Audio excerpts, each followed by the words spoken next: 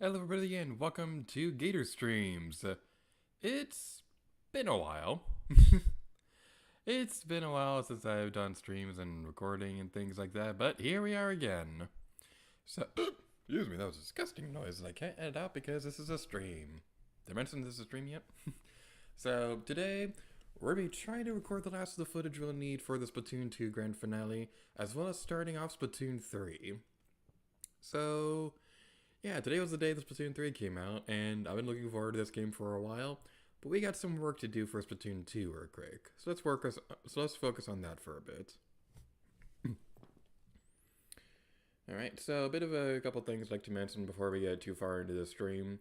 There's gonna be a couple things that I would like to, there's a couple things I'd like to mention. So first off, this is the first video thingy that I'm uploading that's gonna be recorded from a new apartment. So the audio quality might not be as good as before because I'm still getting everything set up. The soundproofing systems and things like that, they aren't ready yet. So my voice might sound a little bit more echoey compared to before. There's not much I can do about that at the moment, so I do apologize for that. And also, if there's like anything wrong with the game audio or anything like that, please let me know, guys. I'd like to make sure that's taken care of before we get too far into the stream. Yeah, I know what time it is. It's Off the Hook, coming to you live from Minneapolis Square. Check it. Here are the current regular battle stages. Yo, Marina, go stand under the hoop. How many times are you going to super jump to me just so you can dunk? And these are the rigged battle stages. Whoever keeps tossing splat bombs over the walls here, knock it off. Seriously, you always get splatted out of nowhere. And here are the league battle stages.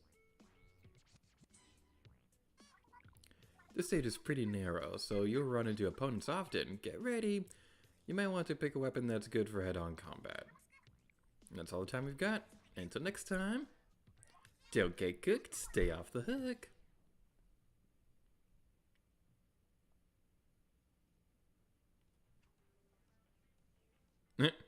Let me out here, that's a good one. What do people say? Aw, no me for Splatoon 3. Don't leave me here. Hey, Best Buy, buy Splatoon 2. Great, Splatoon 3. Yeah, there's like a lot of like goodbye messages for, aw, thank you Splatoon 2. Yeah, there's like a lot of fun goodbye messages from a lot of people, like moving over to Splatoon 3 right now. So, yeah, if I was a good artist, I would make one of these, but I'm not a good artist. Maybe we'll make something towards the end of the stream, I don't know. But, yeah. I have a lot of fond memories of this game. I'm going to come back to it every now and then after the Let's Play is over.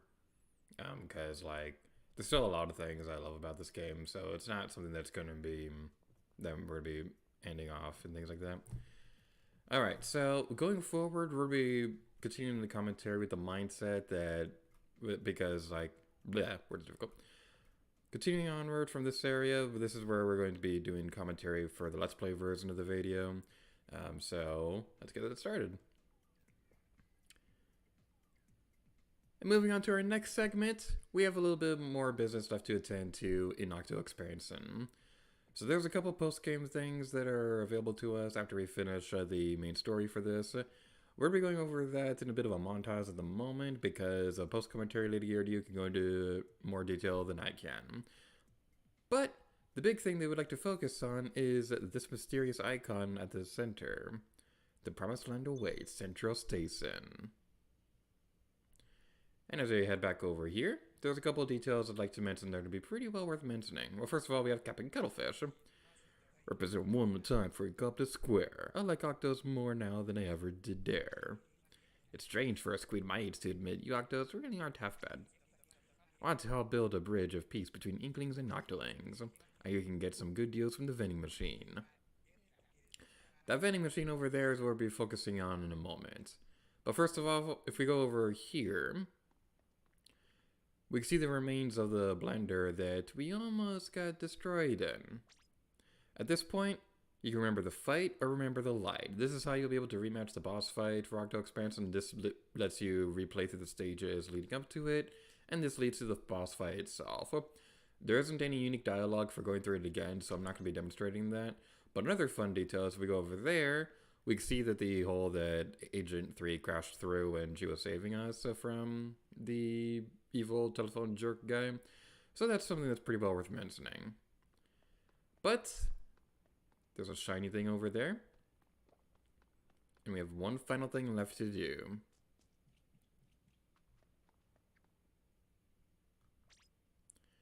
Your memories of that day 2 years ago have returned. Now prepare to ride those squidtastic grooves once again.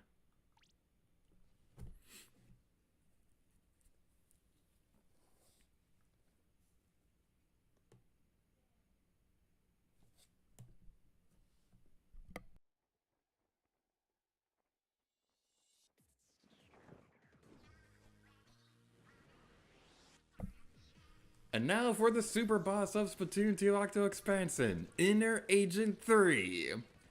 This is easily the most difficult boss fight in the Splatoon series. At least as far as I know, I haven't gotten that far in Splatoon 3 yet. So, yeah, this is widely regarded the most difficult boss fight in the entire series, and for good reason. This thing is actually absolutely brutal. There have been a few challenging bosses in the Splatoon series so far, but as you can see right there, we barely made it. We barely lasted like 10 seconds the first time. We're gonna be here for a while. So we're continuing on this commentary. So for those of you who are only watching the Let's Play version, this is all being recorded on a live stream. So yeah, there are gonna be some fun like archival thingies letting you all know how long it actually took me to beat this all. So I can't claim that I did it first try. There's also like a 3-hour recording session that like I made no progress in and I ended up deleting, but I still have footage of that, so that's gonna be pretty fun. Every phase of this fight is going to use a different weapon. First phase, I use the inkjet. Second phase, is going to use a bubble blower. Now, the important thing to remember is that each phase is going to have a weakness. When we get into this one, it's important that you try to cover the ground as much as you can at the very beginning so that you don't end up getting stuck in a corner.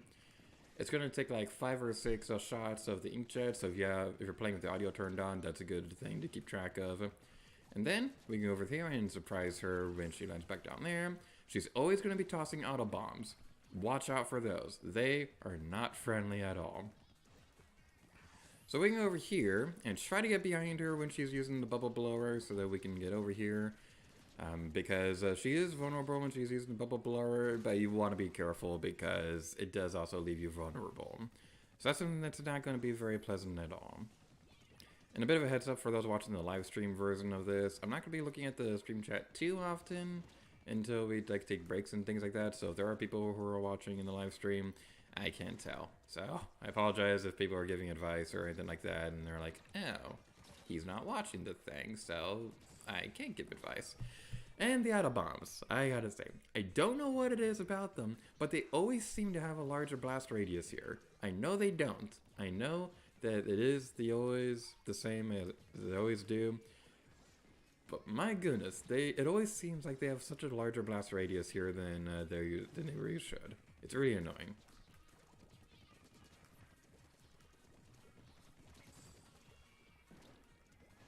Alright, so we got that. Alright, where are you jumping to? Oh, you're going to be over there. Well, that could have surprised us. Alright, we're not going to survive that one. If you're stunned like that, you're basically dead because the auto bomb is going to get you after... Like, she always throws an auto bomb after getting stunned. So, yeah, that's something that's not very pleasant. If you're good at aiming the splat bomb, if you're good at timing, you can also catch her off guard with that. But I'm not good at aiming the splat bomb. Can't believe we actually survived that. We're not going to survive much further anyway, but... she's activated the jet again. And boy. And boy. And boy. Alright, we got... You didn't throw the Autobomb that time, alright. And during this part, cover as much of the ground as you possibly can, because that is going to be your best friend forever. It's the best day ever. What even got us that time? It's probably an Autobomb, but I'm gonna complain because I feel like it. Alright, so my current mindset is that we're going to continue this for about an hour or two. And we're going to try our best to do this. But yeah, this is the last of the footage that I need for the grand finale. This is the kind of the big reason why it's taking so long at this point right now. There's like a lot of stuff like this that still need to be recorded and stuff. So yeah, this is the last of it. It's just that this is the most difficult thing in the entire game. I've never been able to do this.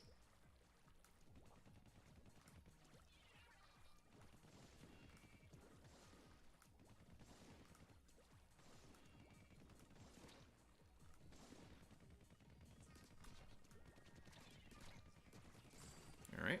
Getting into a good habit of predicting where she's going to do his dodge roll towards. That's going to be a good way to catch her off guard and things like that and get a little bit more damage in. Alright, we're able to get behind her. So, dang it! Dang it, no! I don't even know how we broke our armor that time, but somehow we did, and then it wasn't enough to be able to... Alright, we'll keep trying. Alright, go to the left. There we go.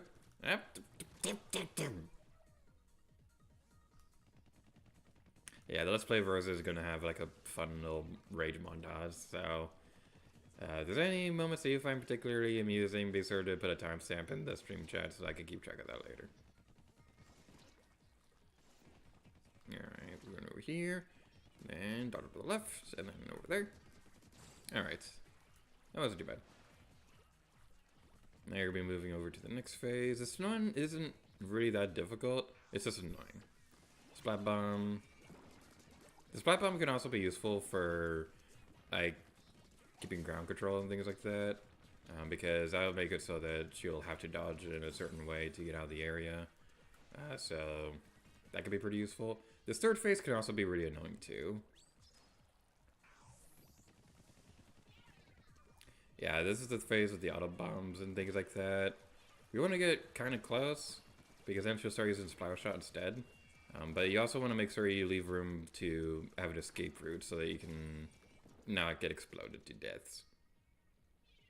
Alright, so we're stunned, so we want to get away so that we can have time to recover. And okay. Okay. I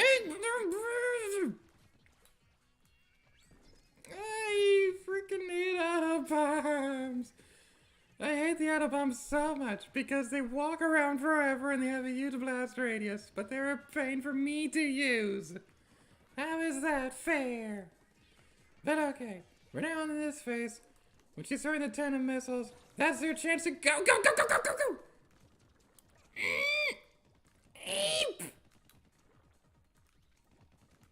Okay.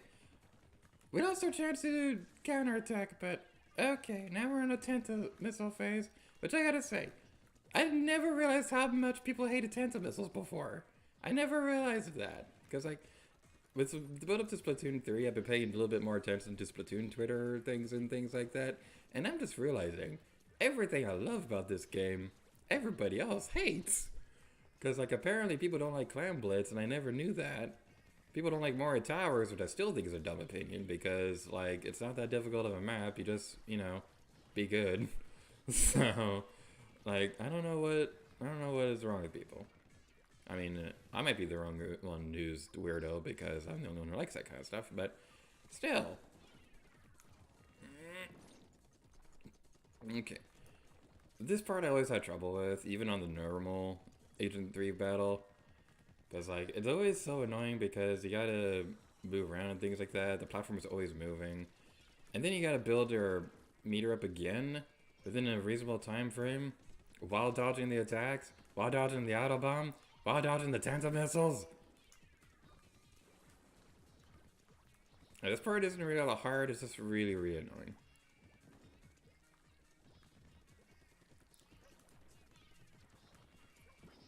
Okay, come on.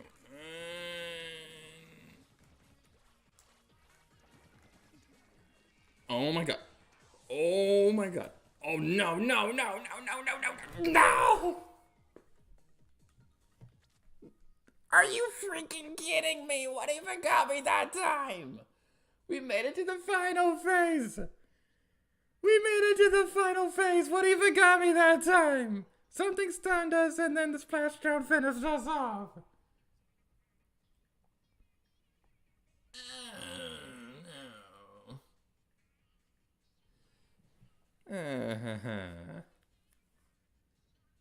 Boy. Okay, I'm gonna take a little Dr. Pepper break real quick. Hashtag not sponsored.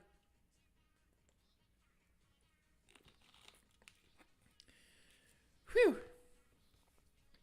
Okay. Let's go again. Oh boy, oh boy, oh boy. But now we know we can do it. Now we know we can do it. That's the important thing. That's the important thing. Now we know that it's possible. Okay, dodging to the left. You went to the right that time. I guess my prognosticus abilities are failing me. I have a friend who Galaxy's Edge. Well, she's not Galaxy's Edge anymore, but we always had a bit of a running joke where, like I always had like a sixth sense for knowing when her Galaxy's Edge shifts were going to be, because like she's working at attractions now. So that was always and now we are dead.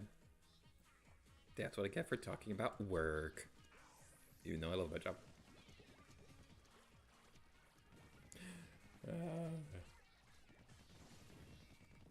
Okay, there's a really cool story that I want to tell, but I'm trying to figure out a way to word it in a way that I can say. Because there's a lot of stuff that I can't say as a cast member and stuff, so I'm trying to... because this is a really cool story, and I know I can tell parts of it, but... Alright, so... some of the break rooms at the Disney parks, they're like makeshift from... they're like... they kind of like turn some of the more abandoned parts of the Disney parks into like a break room and things like that. And there's one that where I was working the other day, and it was really, really cool. Like, most of the ride stuff was still there, but... we're gonna get destroyed. There we go. Yeah, most of the stuff for the ride was still there, but a lot of the animatronics were taken out and things like that. It looked really, really cool, but I couldn't get a picture of it, so that's the unfortunate part. But it's not, like, it's super hard to find pictures of it online anyway. I'm just not gonna take them because I don't want to get fired. But it was pretty amusing because, like, there's this ride that is, like, no longer available to people anymore, and I was just eating a Subway sandwich in there.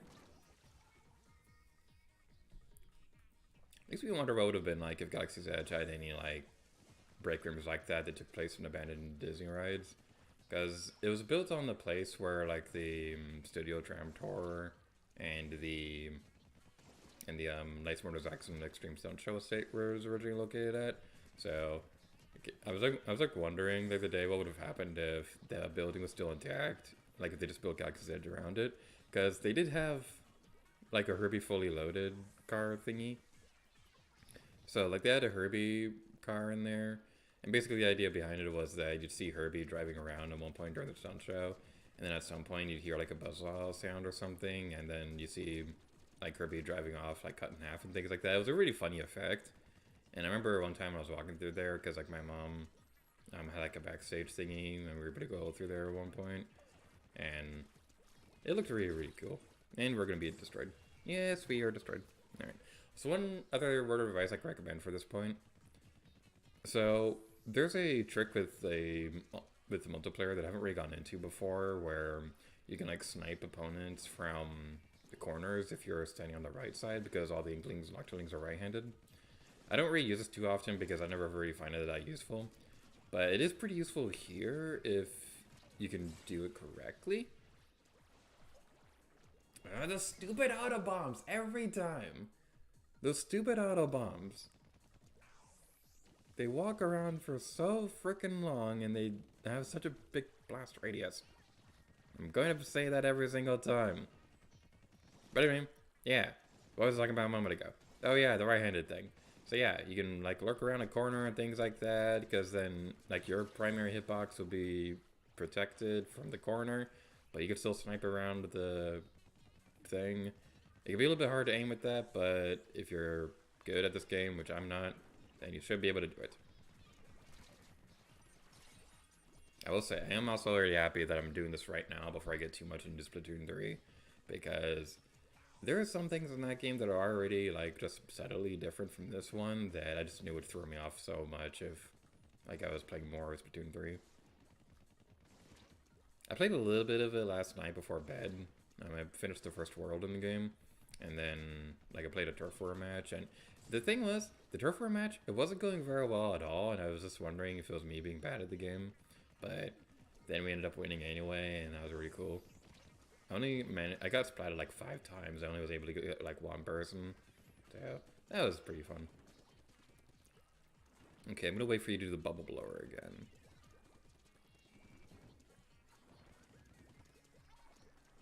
Okay, we got you. Oh my goodness.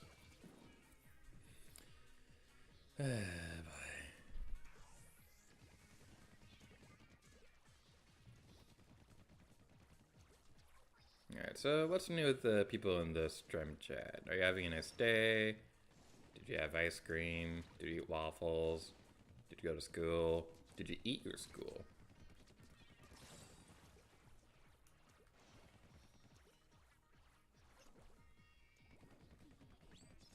No.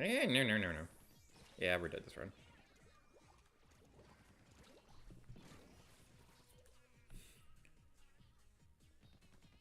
I will say, it would have been nice if we would have been able to choose our own weapon for this, because if I was able to do this like the Tetra Dualies or like a Slosher or something like that, I could have beaten this a long time ago. I don't really play with the splatter shots that much. Now, I still have trouble with it because it's a very difficult boss fight, but still, if I could choose my weapon, that would have been much appreciated. Actually, this isn't a splatter shot, this is an actual shot. They're exactly the same, but totally different. Alright. Now!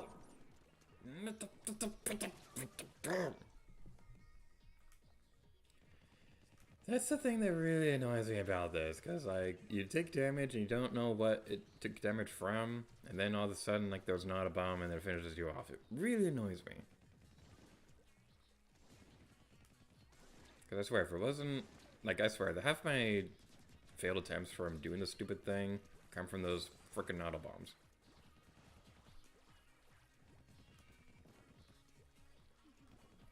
Alright. How you doing over there? Let's go. Where did you go? Where did you go? Where are you? Where did you go? What? How are you over there?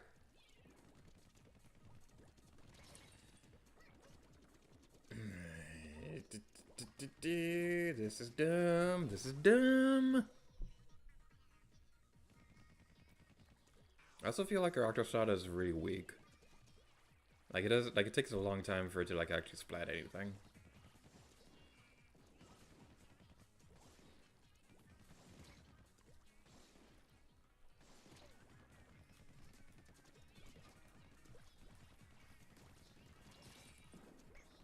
And now you're over there, because of course you would be. Alright, let's try this again. Once again. Forever. And ever. And ever. Also, I hope you like Calamari Incantation, because that's the only song that plays during this thing. And as much as I love this song, yeah, it gets a little old after like 3 hours of failed attempts. There's not a bomb behind me, you're gonna go away. You're gonna go away.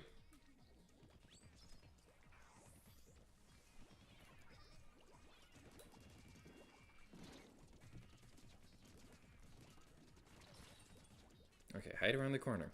Hide around the corner. What? Come on! My goodness, I'm dying to stupid things.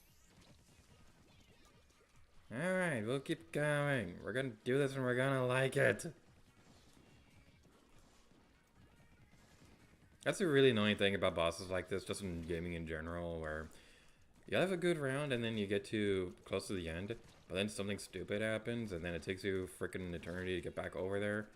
And like, because like we made it to the last phase before, I still don't know what made us lose our armor at that point, and then when we got finished by the splashdown, it's going to take us an eternity to get back over there.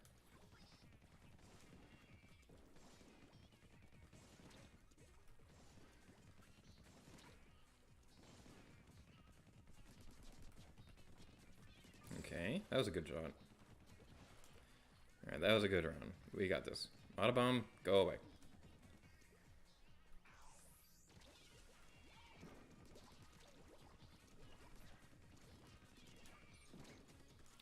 No, no, no, no, no, no, no, no, no, no, no, no.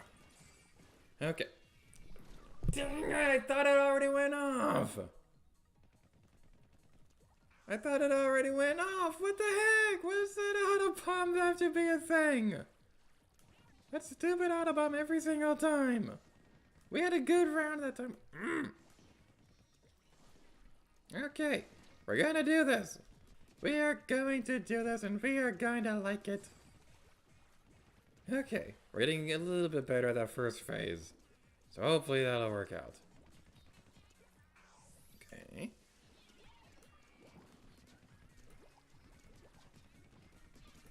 Never mind the autobomb. Just destroy it so we can continue onwards.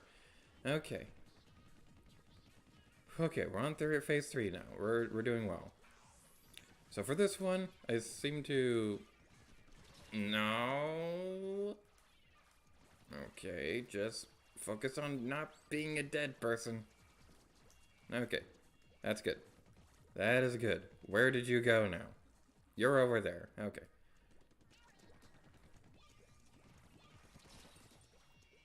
Okay. Just run away. We're gonna be okay. But yeah, the thing that I noticed is that it seems like you have an easier time with this if... Oh, come on! I can't even get close to you now! This is actually really, really stupid.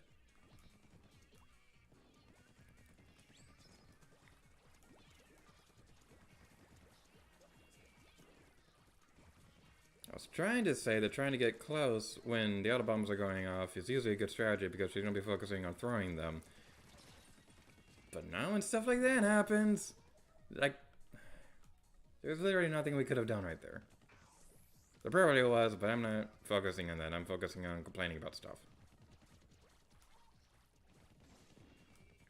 The really annoying thing is that this is the last of the footage that I need for this game, and I can't upload the grand finale until this is done. There we go. Whew. Remember that time that I said that I wanted to have the grand finale uploaded in August? Yeah, that didn't happen. Okay, why don't you get to get stunned whenever you're in my ink? It seems like you, like, don't slow down whatsoever whenever you're stuck in my ink.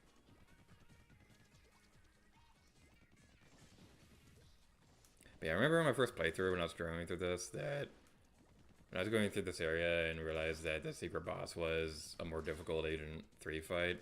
Like, I already struggled with the original one, but then realizing that the secret boss was an even more difficult version of this, I was like, yeah, I'm not doing this right now. I'm gonna save this for the last play.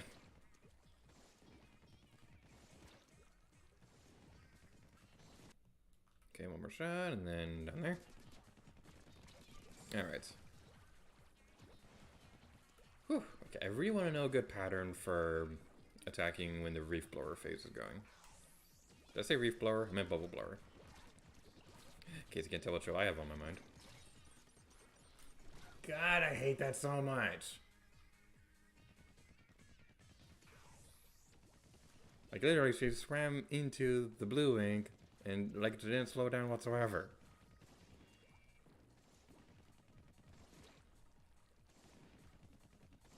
One more shot, and then go like that.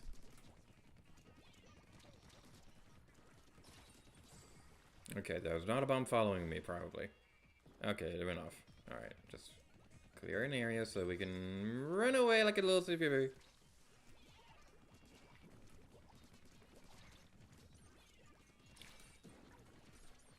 Where did the second one come from? Where did that second autobomb come from? I swear, like, that's the most terrifying sight in the world, seeing just a random autobomb about to go off as it, when it walks through the corner of the screen. Okay, we're not gonna make it this round. Nope, we're not. Who could have seen that coming? And boy. Looking over stream chat real quick. I need a break because that was annoying.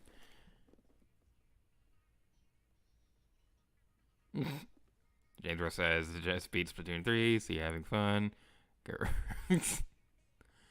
Eat pancakes all day, every day. 5 hours, 5 hours, 5 hours. It'll take 5 hours. Hello, Threes Productions.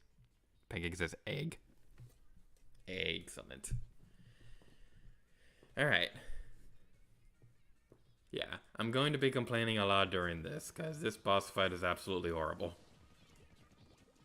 Like, okay, the game design itself isn't bad. It's just that it's really, really difficult. Like, the things that make it difficult is that those freaking auto bombs, like, she has no limit on how many she can throw out at a time. So, like, there'd be like 2, sometimes even 3 of them out sometimes. And they're really annoying because, like, she goes really, really fast, and she can swim in ink pretty quickly too, so it's a bit easy to lose track of her. And then her splash shot does a lot of damage, so you're going to lose a lot of armor like that really easily. And then the auto bomb appears, and then it finishes you off. So yeah, that's a fun thing. Also, James, you mentioned you finished Splatoon 3. What'd you think of it? Because, like, I've been having a lot of fun with it so far. Like, I haven't gotten too far into the story yet, but wow, that first world was really cool. I'm not going to say much more details yet. I'm not going to say a whole lot of details yet, because we're probably going to play through the beginning again on stream. Like, I was thinking of doing a blind reaction, but, like, I got the game at midnight, and I was like, I'm going to play it now. I don't want to stream a reaction.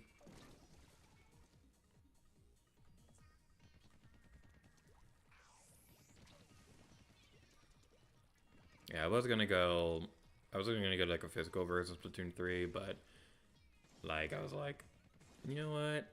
I don't have enough spaces in my Switch carrying cases for the cartridge of the game.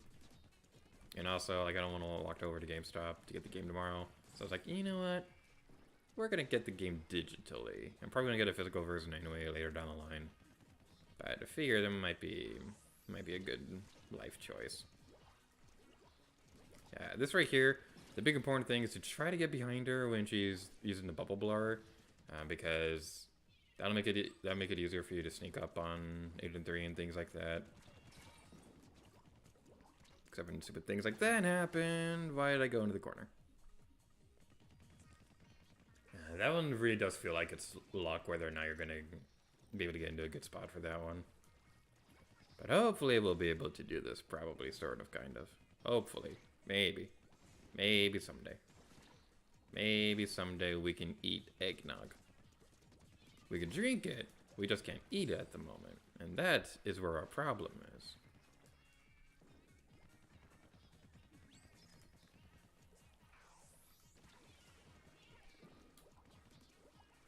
Okay, this is not a good phase. What is the strategy for the bubble blower phase? Because, like, everything I look at says to try to sneak up behind her, but every time I do, there's always an auto bomb. That's what I want to know. How do you dodge those stupid auto bombs?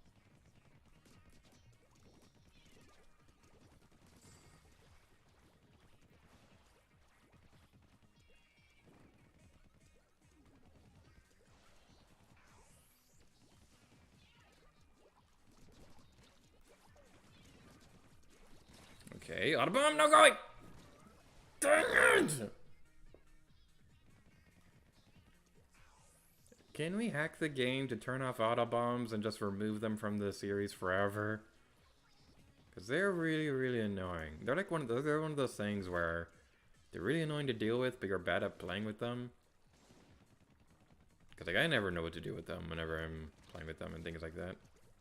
Because another big strategy with them involves, like, trying to catch people off guard and things like that. But honestly, if I have a sub-weapon, I'd rather just use that to, like, directly attack. That's why I like the burst bombs a lot.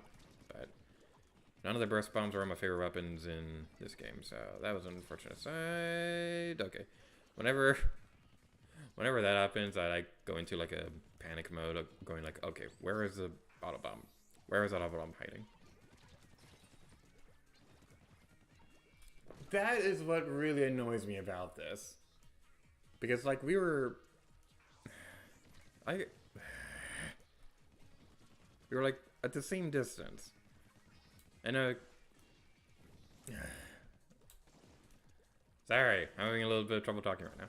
That's the thing that really annoys me about this fight, is that their splash shot does such insane damage.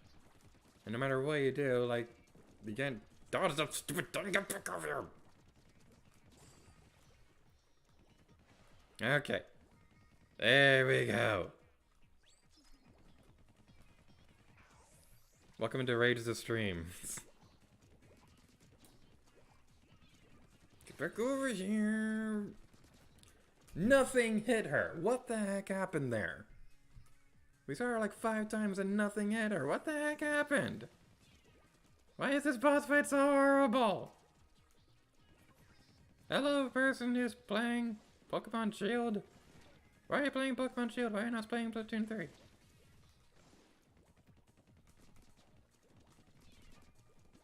There we go. Okie dokie. Which phase are we on? We're on the Bubbler phase, aren't we? Yeah, we're on the Bubbler.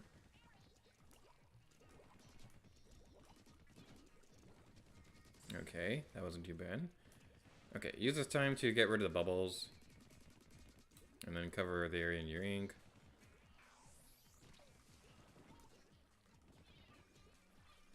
Wait, what even happened? What even happened right there? My goodness. What even happened? Okay, I guess we're starting over yet again.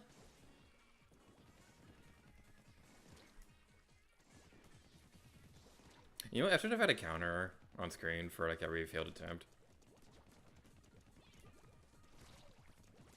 Okay, there we go. Okay, we're fine now. The auto bomb destroyed our armor, but we're okay. We are good. We are fine and dandy. Everything is all peachy. Nothing can stop us now. I wonder how. We are not dead yet. Let's take a ride and try not to be died.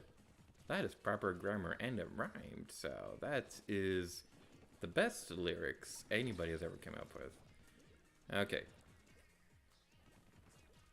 Okay. Hide behind the thing. Hide behind the thingy.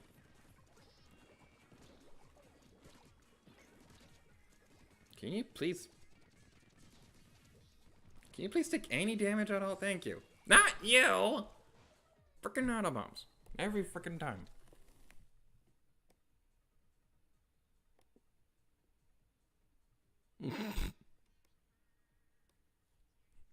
Pancakes has a egg emojis. Strategy for bubble blur, don't die. Strategy for auto bombs, you will die, no avoiding it. Fuse Brexton says bubbles. Pancake says don't play Pokemon Shield, play Xenoblade Chronicles 2. It's the only game you'll ever need. I'm trying to get into Xenoblade 3. Like, I really am. It is really good so far. But I don't know. It's starting off on a really, really slow note. So, I'm going to continue with it. But the story is starting off way slower than the other Xenoblade games did. And I'm not sure how I feel about that.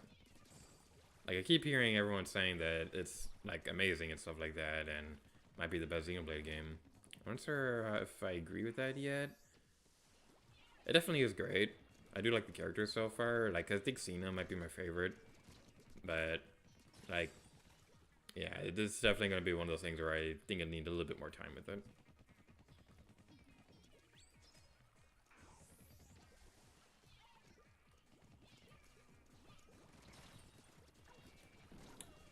And there we go again. Who would have ever thought we'd get splatted in the Autobomb phase? We've only gone to the Tentamuscle phase once. At some point we'll be able to do this.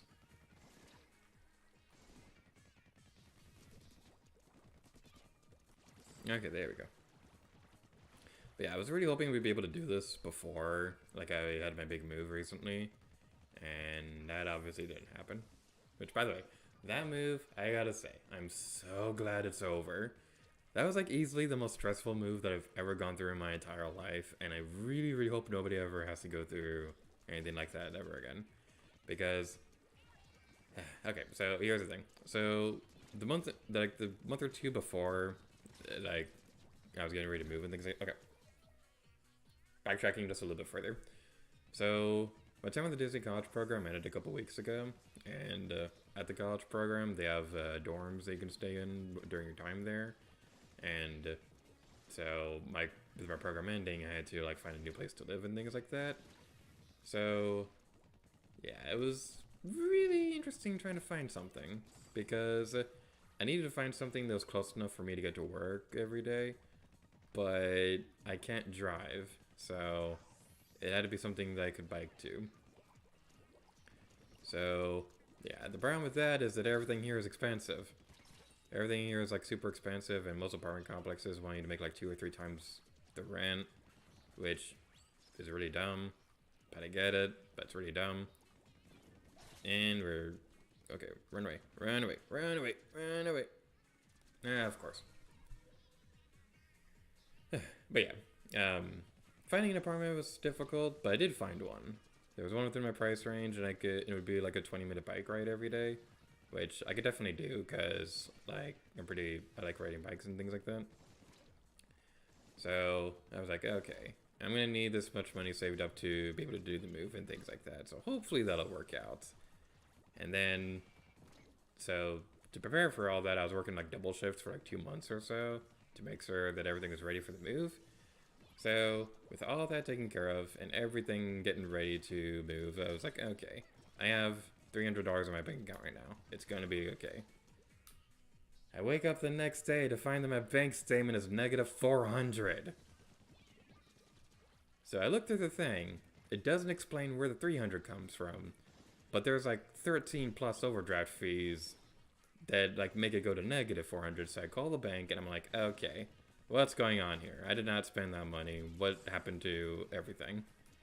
They were trying to claim that they didn't have an explanation for the 300 win, but they were like legit yelling at me saying I had to pay the overdraft fees because like this bank, I know people who go there. I know they have policies that can refund overdraft fees. I know that's possible. But they kept yelling at me saying that I had to pay for them all. Like one person legit was like, okay, look, you have overdraft fees. You have to pay for them. Do you understand me, young man? And I was like, I understand that. It makes sense. But can you tell me what happened to the 300 that made it go negative? So they never explained to me what happened there. So like I legit feel like the bank stole my money. So I'm really, really upset about that. So yeah, this was like within the week or so that I had to leave, and it took a while to get my paychecks to get back into a positive statement. So like, okay, it's positive now. It should be okay. I can find like a cheap motel or something, or an Airbnb or something like that I could stay in for the week or so. It should be okay now. And then it happens again. The 200 that I had there was taken out, and it was negative 100 the next day. So yeah, I'm switching banks soon. Never go with that bank ever again. It's easily the most annoying thing I've ever dealt with. So yeah, sorry for that rant. I just had to get that off my chest because my god, that was the most stressful thing in the entire world. I was really happy that my friends were able to like let me stay with them for a bit, because like it ended up being like a little longer than expected, but like they were all super nice and understanding about the whole situation. But everything's okay now. I found roommates. I'm in an apartment now. Everything's still a work in progress though, because like I'm still getting everything unpacked and stuff like that. But it's all good now. So hopefully everything goes smooth from here. And yay, having rants about dumb banks that are dumb. Anywho, Splatoon. Let's play Splatoon now. Hey, you're going to do that. Okay. Let's go that. Run away. Yeah, one other rule of thumb with this is that you don't want to, when you're running away, you don't want to run in a straight line. You want to kind of like go zigzaggy all over the place so that the splatter shot takes a bit longer to get to you, if that makes any sense. And also, those walls are going to be your best friend. The only thing about them, though, is that you can't ink them, because I believe you could do that during the regular Agent 3 battle, but you can't do that now, so... What the heck? Someone calling me? One moment, please.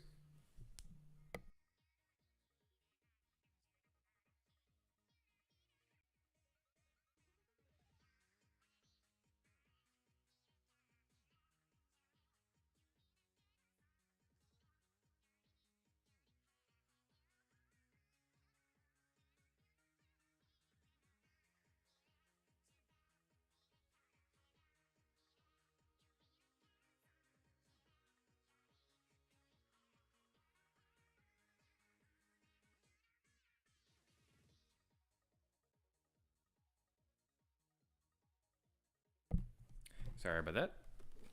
Alright, what's the stream chat saying? No spoilers for Xenoblade 3, please. Already got 4 major wow. 4 major spoilers. I'm shocked I haven't found any spoilers for Xenoblade or Splatoon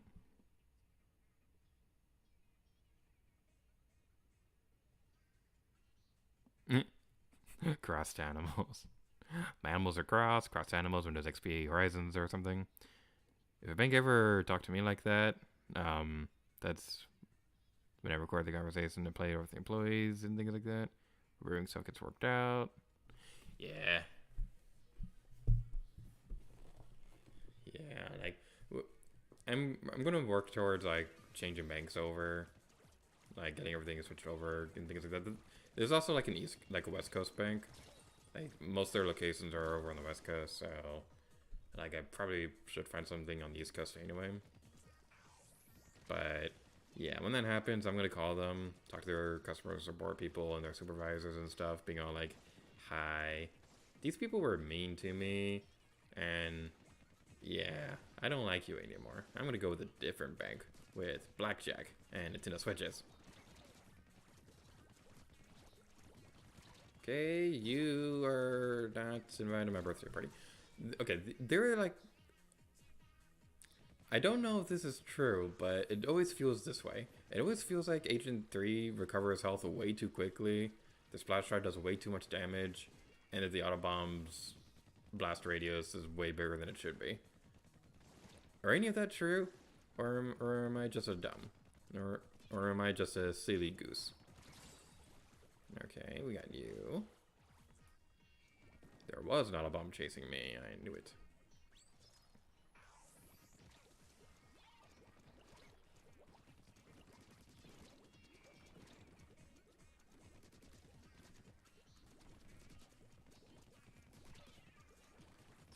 Okay, get away from me! Stupid Autobombs are evil. Stupid Autobombs are evil.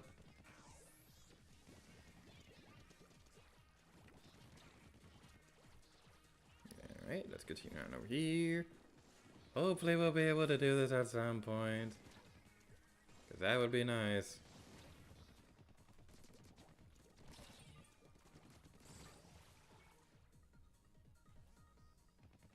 I swear, how do people do this in like 15 minutes? Because I know Choco Conroy during his Let's Play, it didn't take him very long to do it. Which, by the way, I gotta say, it really, really annoys me on Let's Plays when people do something that are really difficult and it only takes them like 2 attempts. Like, I know that happens a lot, but still, it always annoys me because, like, you always get the feeling in the back of your mind, like, how did it take you only 2 attempts? I did exactly the same thing you did.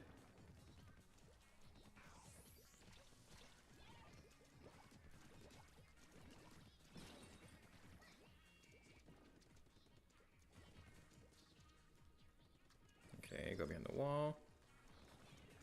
Where are you? You're over there now. Do not get cornered by the bubbles. Do not get cornered by bubbles. Okay, get over there. That annoys me so much. I really, really don't like that. It's really dumb and stupid and dumb. But going back to the recording setup real quick, I gotta say, I think I mentioned this well, that was a spoil my next Let's Play. I recorded my next Let's Play earlier today and things like that, and I just talked about the story, and I was literally just about to spoil that, so yay, that's gonna be like a little secret for a little while longer. But going back to what I was saying, so this is the first big words difficult. So in the previous place I was living at, I didn't really have like an actual like chair or anything like that to sit in when I was recording games. I was like sitting on my bed most of the time, and I gotta say, having an actual chair, it's nice. I like it.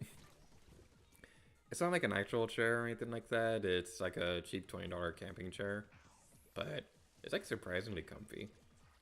Like I probably wouldn't be able to sit in this all day, but I would like a regular office chair or anything like that. But it's comfy. It's got a cup holder.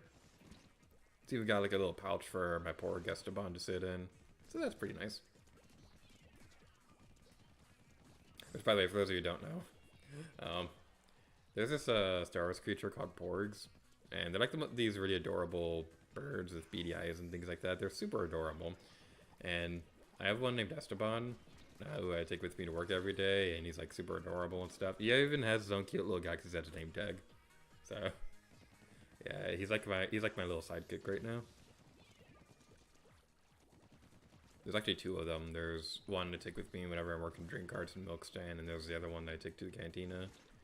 The story behind that was that the first one got lost one day. And so when my friend James was coming to town, we got Borgs together. And that's where we got the second Esteban, and he got his own Borg. He hasn't named it yet. I'm convinced he's never going to name the Borg. But then like a few months later, Green Grouper's Gaming and James were both coming to town, and Green Grouper's Gaming got another Borg, and he named it Esteban too. So it's like one big happy family of Estebans. People at Galaxy's Edge, like, they always ask me, like, if I named Esteban after my character on Sweet Life of Zack and Cody. It's always really funny because, like, I've never seen that show before, aside from, like, one episode. I don't remember much about it, but I actually don't remember anything about it.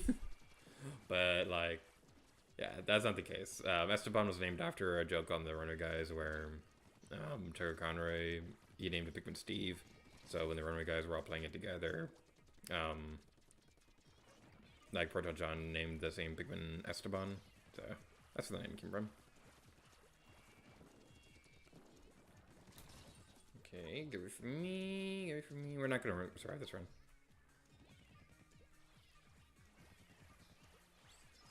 There is that strategy I mentioned earlier where you can like sneak around corners and like fire from the right side of the corner. I cannot do that. I've tried so many times to do that. It just never works for me. I don't know if I'm doing it wrong or anything like that, but it always feels like I'm not around the corner enough for the splash shot to actually hit anything, or I'm too far out of it, I might get a hit anyway. I never know what I'm doing wrong with it. But anywho, we got you now. Okay. The real nasty thing about the octo shot is the fact that there's like a weapon that's best for when you're like pretty close to the opponent. Okay, there we go. But when you're like pretty close to the opponent, but it can be pretty difficult to get close to Agent 3 anyway.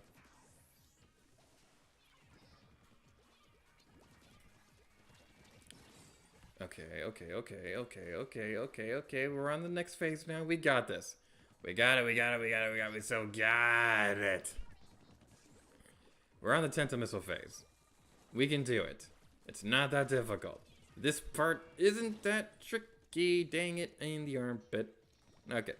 Because Agent 3 is going to be up there now, we're going to have a little bit more breathing room going forward at this point. So we should be okay. The basic line of thought you want to do for this point is that when she's getting ready to fire the Tentamissile, that's when you want to go in and then go. But the tricky thing is, because you don't have a platform to go up on, you have to aim it pretty quickly, and you have to aim it efficiently so that it can get up there and deal damage to Agent 3. But you gotta make sure you have enough ink, and then you gotta swim around and do it twice. But because you have to do it twice, you have to do it very quickly. But it takes a moment for you to be able to fire the thing. So that's where the problem comes from. We might be able to shoot from down here.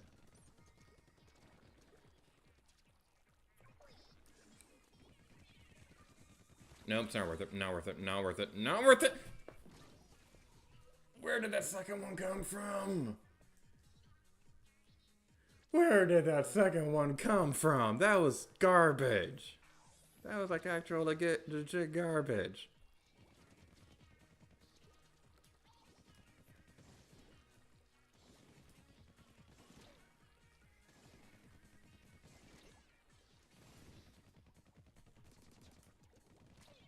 But yeah, that's the really annoying thing about the Tentamissile phase. The actual Tentamissile itself isn't that bad to deal with. Like, I stand by it not being that bad of a weapon. I don't know why everyone complains about it so much. But, yeah. It's not that difficult to avoid. People are just bad at this game. But, Yeah, the Phantom missiles themselves aren't that difficult. It's just a matter of the fact that you have to have enough area covered in your ink so you can swim around quickly and recharge your ink tank, so that you'd be able to throw to the splat bombs. And it can be pretty difficult to aim them in the first place, but the fact that you have to do it twice in a row, yeah, that's very difficult. And you also have to make sure that you don't take too much damage, because the final phase after that begins like a little bit sooner than the other ones. So you gotta make sure your armor's not broken, so that like you don't like get splatted pretty quickly. Because we haven't seen it yet, but the final part, it's not fun.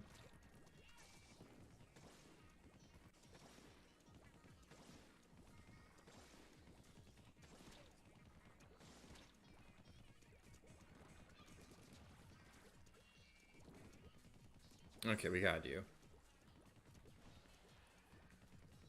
Whew.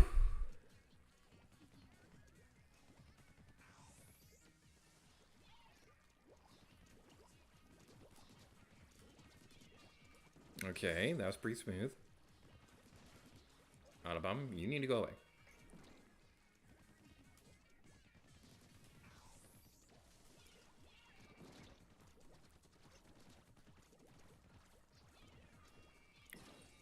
And we're not going to survive that one. Stupid autobombs.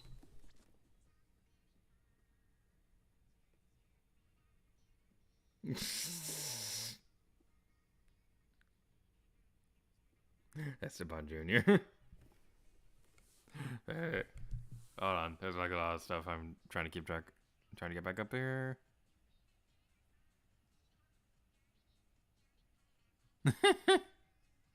Becky says, I don't need your bank. I'll make my own with blackjack and Hanukkah. Autobombs are your friends. Bubbles are your friends. Chairs are lovely. Next, let's play Rusty's Real Deal Baseball. That's Small Junior, which I had a board.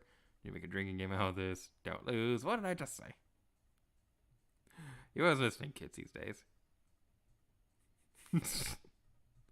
People are bad. This game, he says, on the 20th attempt. We're way past 20th by this point.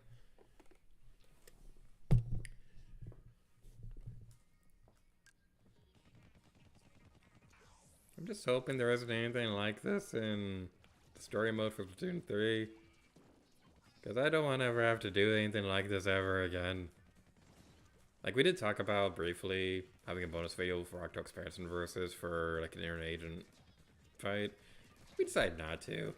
And it's probably for the best. Because as does Mummy Maze Forever, that was already a headache to do during that versus. And that was years ago.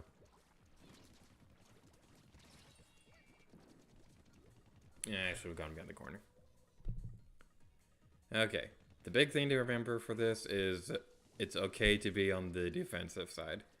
Because it is going to be really annoying having to wait a bit longer to finish off Agent 3 and things like that. But it's okay to take your time. It's okay to retreat and try again when another opportunity arises. Or you get crap like that, where you take damage way too quickly. What even happened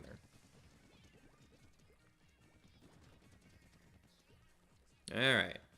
We'll continue onwards. It's gonna be fancy, and it's gonna be epic. It's gonna be as epic as Mickey. Which, by the way, they announced a new Disney game today. So, like, at D23, they announced, like, a 2D platformer with Mickey, Minnie, Donald, and Goofy. It looks really cute. Like, it looks like it's a hand-drawn style, like the Rayman Legends games and things like that, so it looks pretty cool. I do kind of hope that it's good. Disney doesn't exactly have the best track record recently with video games, so I'm hoping it's decent.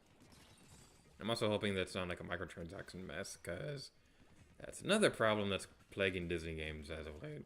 Because it seems like every Disney game needs to be like some kind of gacha thing. I don't like it. It's dumb.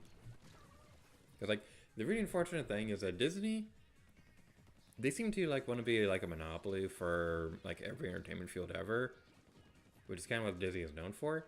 But they are really dropping the ball when it comes to games, because they shut down the studio that made Epic Mickey. They bought LucasArts and shut that down too. And they had EA of all people in charge of Star Wars games. And we all know how that turned out.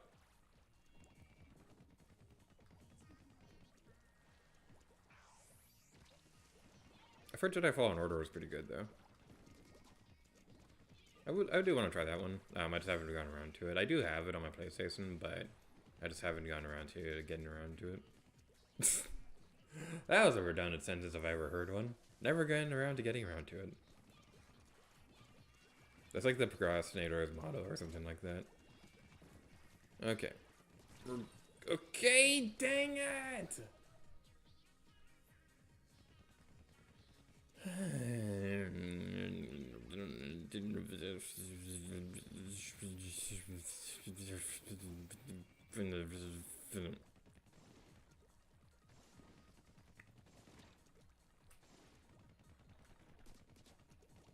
So anyway, if you want to watch me be more bad at games, then we have Pokemon Emerald on the channel. So, we had an episode of Pokemon Emerald Co-Star go up today.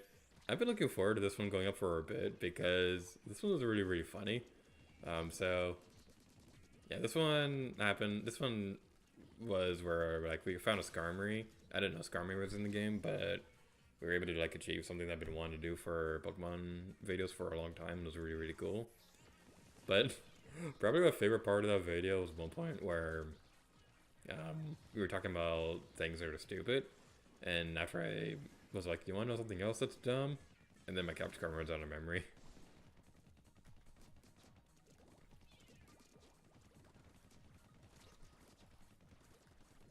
It's been a really fun series so far. So if you haven't checked that out, Pokemon Emerald Co-Star is it's a pretty interesting series. We somehow have our armor broken already. Okay. That is what we in the industry like to call garbage. Garbage is a synonym of trash. Synonym is a word that I sometimes have trouble pronouncing because I have trouble with S's. It's more like SH's, but still. Like every now and then, whenever I say a word that starts with S and things like that, for whatever reason, like I almost start with an SH when it's only just an S, and vice versa. Speech impediments are the worst.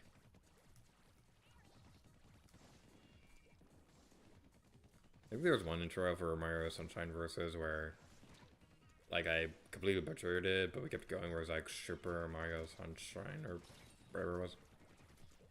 We can't even get to the first phase now. Come on.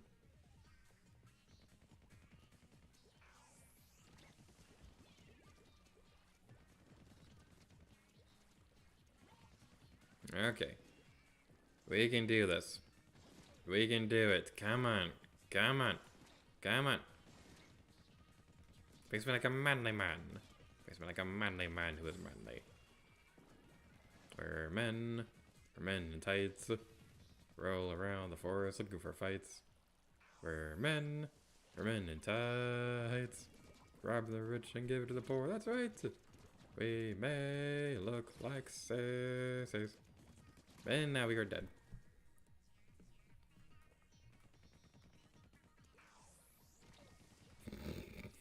There was another point during the Pokemon Emerald video that went out today. So we have a thing in the videos where we start off with the Who's That Pokemon thing. And we had some pretty funny moments during that. But I think today's episode was one of my favorites where it was the fish Pokemon Carvana. And so after James just said what the Pokemon's name was, I was like, here we are now. We're Carvana. And then he was like teasing me about how often I sing videos and stuff. It was really fun.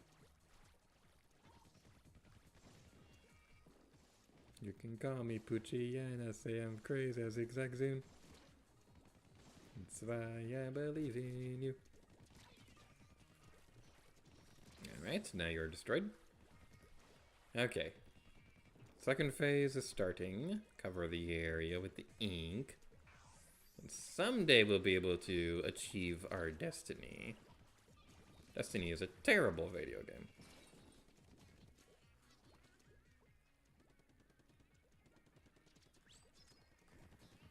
Okay, your bubble power is activating again. Okay. Whew! Whew, that was a scary experience.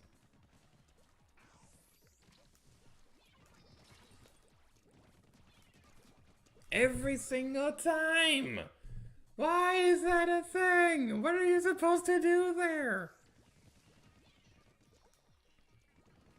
Okay, because like every strategy thingy that I looked up for this, they all say that the best thing to do during the Autobomb phase is to get close. Because that's supposed to make it so that Agent 3 uses a splash shot instead of the Autobomb. No, it doesn't. Every time she still uses the frickin' Autobombs. And being closer like that just makes the splatter shot deal more damage.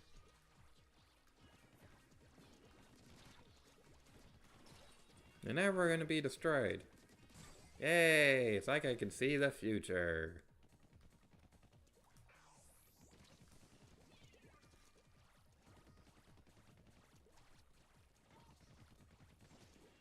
Alright, we'll keep going. We can do this, probably.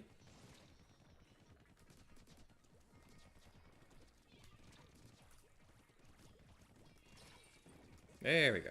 Okay, luckily the Autobomb already went off, so we don't have to worry about that. Move on to the next phase, cover the area in ink. Okay.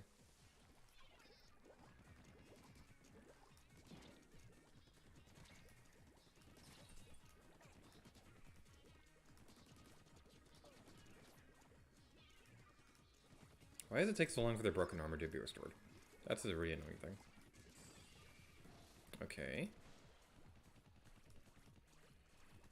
Oh, Autobomb, you're right there. Hi, Autobomb, how you doing?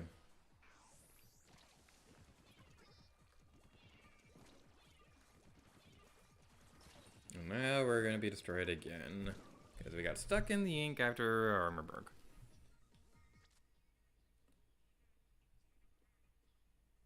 Pip says that defense wins. Pancake says heading out, bye, have a good night. Bye, Pancake, thank you for coming. The advisor says I talked to a friend about Disney. I did the early Frozen, November to Groove, and all we got was The Rock, and I would play Kronk and Pacha. I wonder what that would be like, having a live action Prisoner Groove. Who would I cast for that? The Rock would probably make a good Pacha. I don't know how well he'd do Kronk, but he could probably make a pretty good Pacha, at least. You'd want somebody... For Cusco, you'd want somebody who's like super high energy, but can also pull off being a likable jerk. Because the original actor who played Cusco, he did it perfectly. So I don't think any live action version could really do the character justice, but who'd be a good one for that? Because my first thought I keep thinking of is like Jim Carrey. Because his character in Liar Liar would probably fit that pretty well. So I think Jim Carrey would probably be good for that. But I don't know how well you'd wanna. I don't know how well you do it nowadays, though. I haven't seen the Sonic That Junk movie, so I don't know how well his performance in those movies turned out. But who else would be there? Yzma's definitely one you wanna. Definitely wanna be careful with. I don't not necessarily be careful, but Yzma's also like a very specific kind of character. Who would be a good Yzma?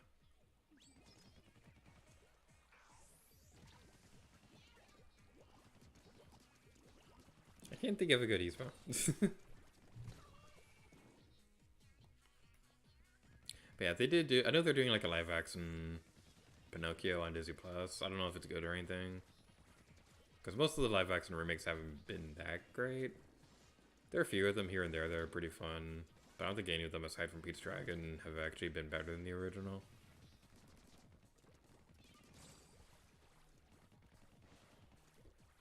Because the thing with the Disney remakes is that they always fit into like either one or two camps. They're either a shot-for-shot remake that have like some small minor changes here and there that are noticeable for it to be hard to watch and things like that.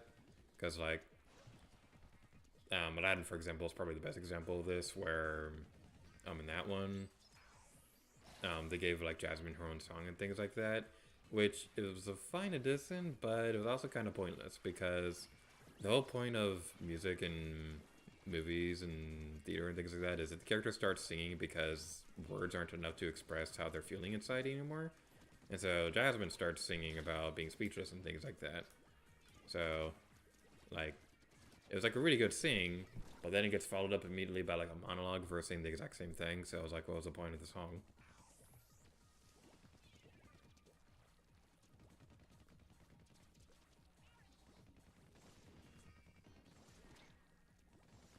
Then you got the other camp of remakes where they have the same name and they have a few vague similarities, but they're like not really that much. They're not really that similar to the original one. Like Dumbo would probably be the more prevalent example of that, because like that one's like really nothing like the original ones. But like the weird one that kind of stands out would have to be Jungle Book, because that one is somehow both. Because it does have a lot of shot-for-shot remake moments and things like that, but it also tells like a very different story. So I remember when I was watching it in theaters with my family and things like that, I was like super confused towards the ending, because up until that point it felt like a pretty close remake, but then like the ending was like super different. I was like, wait, why are they doing that? Why is he still in the jungle? That's just weird.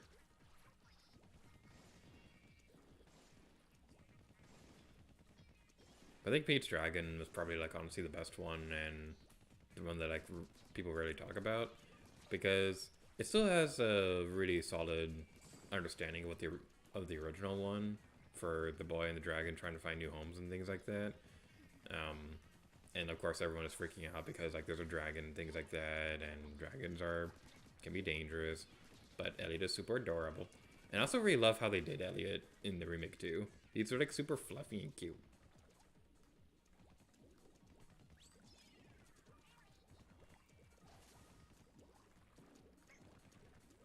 So yeah, if you ever want to watch a good Disney remake, Pete's Dragon is definitely high up on the list for me.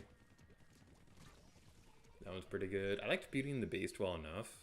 I thought that one was decent, but like that one's definitely not comparable to the original one.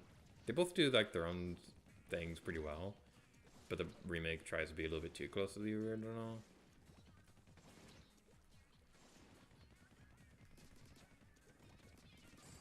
And then Aladdin is just weird because there's one thing that really bothers me about the Aladdin remake.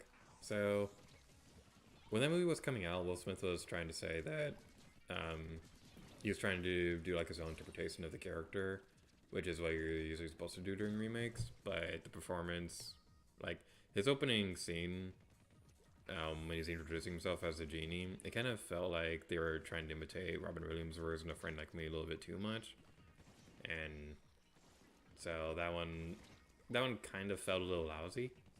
But then during the credits for the movie, there's like Will Smith has his own interpretation of Friend Like Me. It was like way better than the one he sung earlier in the movie. It was like, why didn't you make that one part of like the actual movie? But even then, the Aladdin remake also has like a lot of really fun moments as well. Like, I think the actors who played Aladdin and Jasmine, I think they were really great together. Even if there was the problem with the speechless song earlier, which even then the song itself is not that bad. It's just the scene kind of feels like a music videos moment rather than like a dramatic movie scene followed up by the monologue thing. But they also have like this one adorable character who's like a love interest for the genie, and she's like super adorable. So yeah, she justifies everything wrong with the movie. Don't get me started on Lion King remake.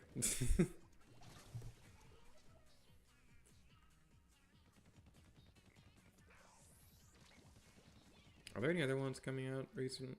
Are there any other remakes coming out soon?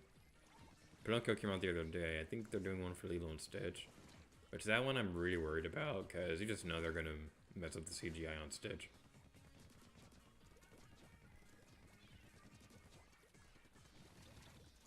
Yeah, there's going to be something wrong with his character design. I can already tell you that. Because, like, they're probably going to either try to make him look more animal-like,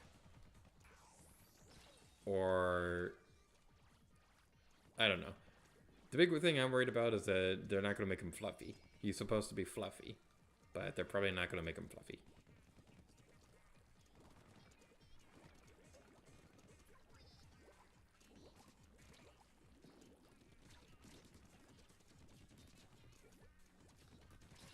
You're vile. You're flawed. Oh, so cute and fluffy.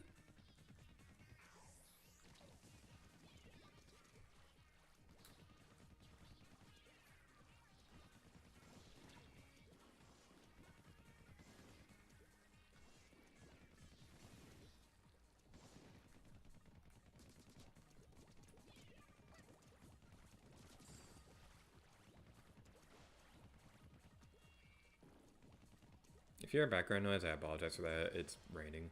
So. Alright, so we got the bubble blower.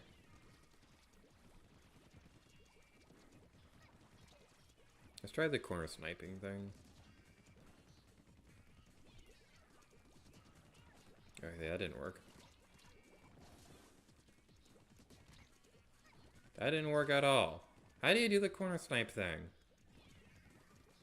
Like, I know I mentioned this earlier, but every single time I try doing that, either it feels like the splash shot itself isn't enough around the corner to really do anything, or I'm too far out and I get hit anyway, so like, it never really feels worth it to try. Okay, you're gonna go down here. That's, then that's, and that's. Okay.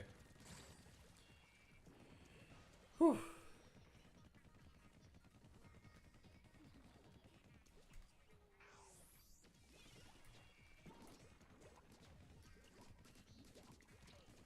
Okay. That was a good round. That was a good round. Except for the auto bomb. Go away, go away, go away.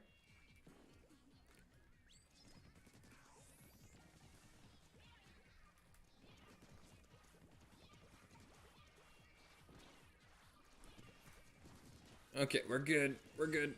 We're good. Okay, less good. We're still good. We're still good. We're still good. We're still good. We're still good. Oh boy. Okay. Okay. We're on this phase now. We can do this.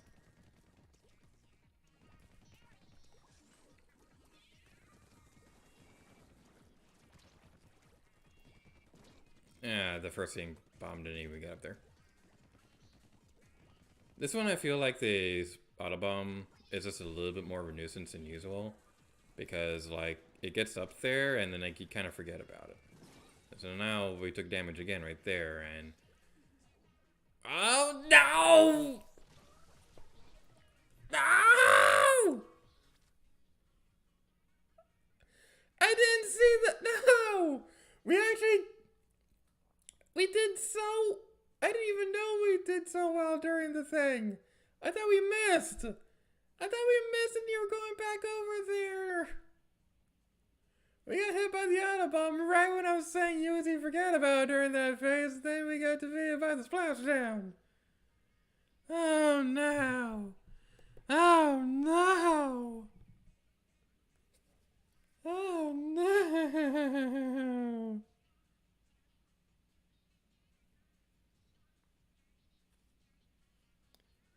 Oh boy. Okay.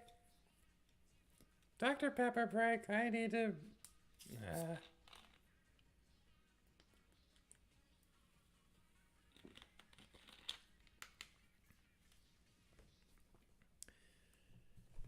Whew. Okay. I think we're in a good pattern now. I think we're in a good pattern. Because during this part, we're going around in circly loops. As the inkjet continues onwards. And then we get over here and we can catch her off guard when she lands back down there.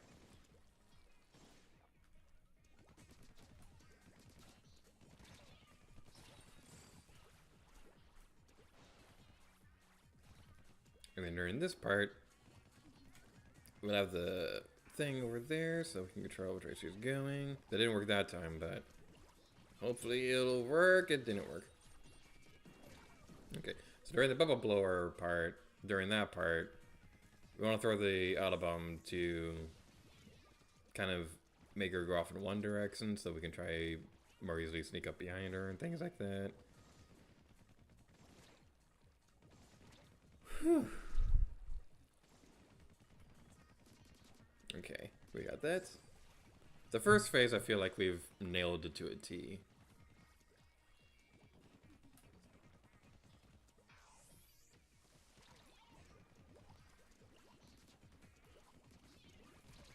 The important thing is to remember to keep moving to the side during that so that you're not constantly in one line of shot.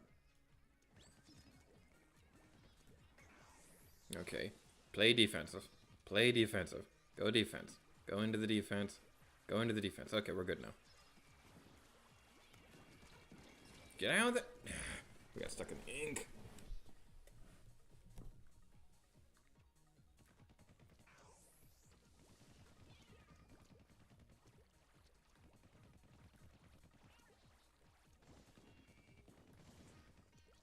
I remember during Masayanada's playthrough of this, like she was streaming through Octo Expansion, and she also beat it pretty quickly, and I'm like, how are you people beating this so quickly? This thing is super difficult.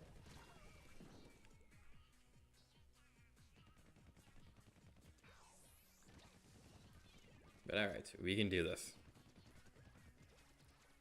This could be a really fun edit for the Let's Play. Like, the run finale has already been a pain to go through and edit. Because my goodness. Okay, to put it into perspective... Excuse me, that was a disgusting noise.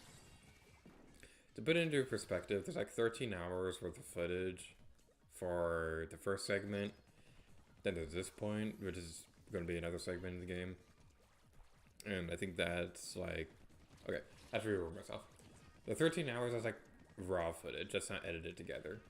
The final version is probably only going to be like 10 minutes or so. The bulk of it being like a 6-minute segment thing. But still, like, getting all that footage is like, took 13 hours to do. And then there's this point, which I'm still trying to do. Like, how far are we into the stream? I don't know how far we are into the stream, but there's that on top of a 2-hour failed attempt a couple weeks ago. And then there was like the big final chunk, which has like, what, 7 hours of raw footage.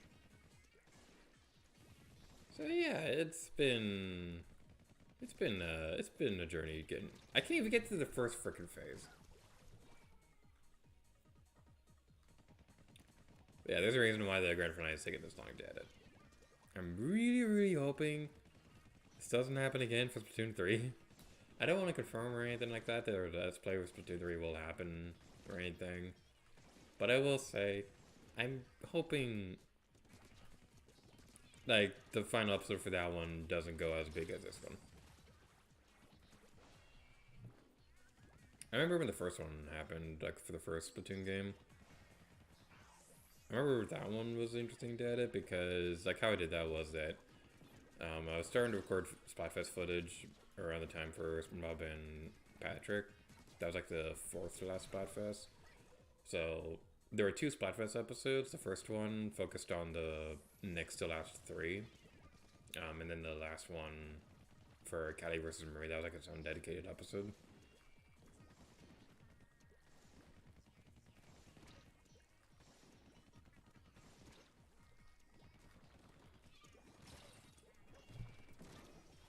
I definitely think we're going to do something different for how we're going to handle Splatfest in the next game if we do a Let's Play that one.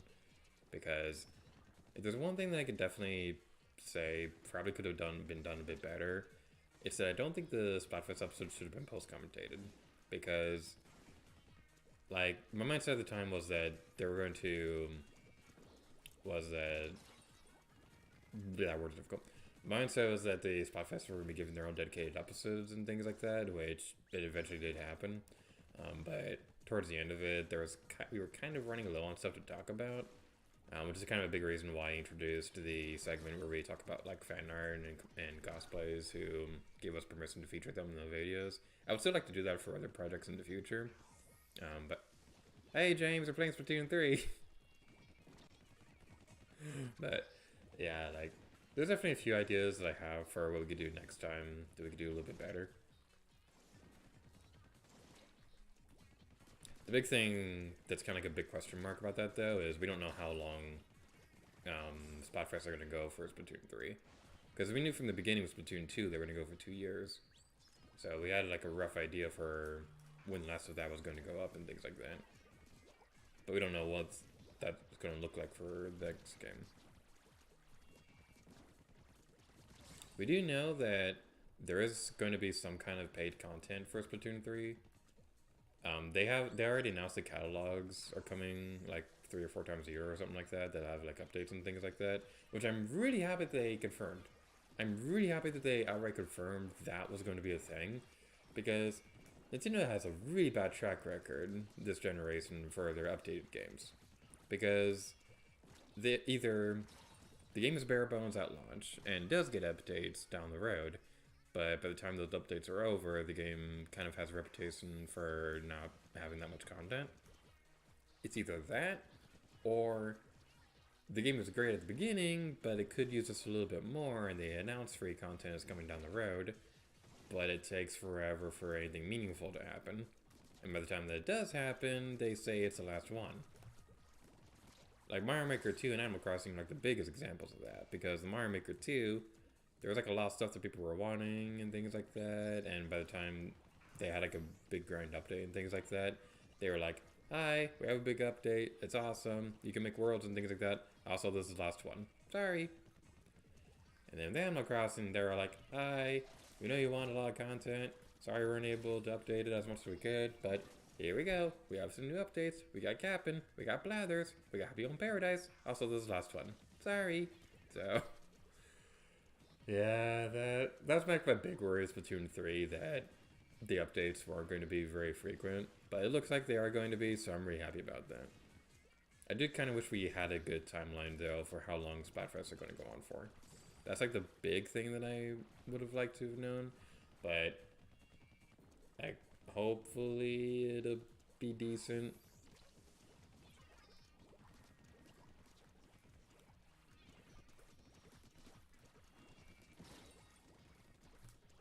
Because like even with that, there's also always a possibility that they're gonna have like Splatfest free matches or some kind of special thing even after the supposed last one. Because my goodness, that was like one of the biggest question marks that I had for the Splatfest episodes, because like Chaos vs. Order was gonna be the last one, but then in 2020 they had the Splatfest free matches and things like that, and we weren't quite sure how different they were going to be. In the end, they ended up not being very different at all, but like when they were happening, I remember I was like, oh great, and I'm gonna have to make separate videos for these two, because I've already carefully planned everything else. It'll be 100 episodes long, and that's what I was reopening the Let's Play would end on. But yeah, the rematches ended up being that different. We ended up streaming them, and that was a lot of fun. We did talk about them briefly during the Super Mushroom vs. Superstar episode, but yeah, then there's like the one actual Splatfest that was new for Super Mushroom vs. Superstar and things like that, so that's pretty cool. I'm trying to remember what my original plan for that was, because the actual expansion ended on episode 74, and there were 26 Splatfests. So I'm trying to remember what my original plan was for that. I knew Chaos vs. Order was going to be the last one. I think what I was going to do, I think I was going to have episode 99 talk about, like, the international Splatfest, like a montage of the other ones and showcase anything else that might have been different. But I think I ended up dropping the idea because we already ended up talking about them over the course of the other Splatfest anyway. Because the Unicorn vs. Narwhal episode, we also talked about Pineapple vs. No Pineapple during that one. And I think that one was also the Splatfest start that ended up getting featured on the thumbnail, because I ended up liking how that one looked more than like the actual North American Splatfest.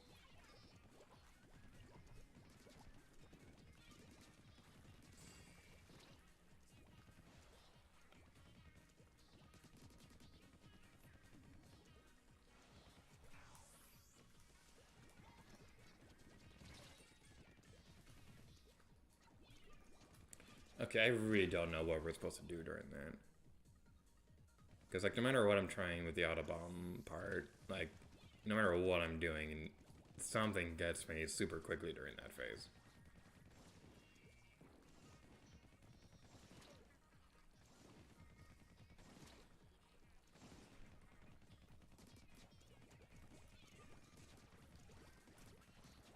Okay, we got that.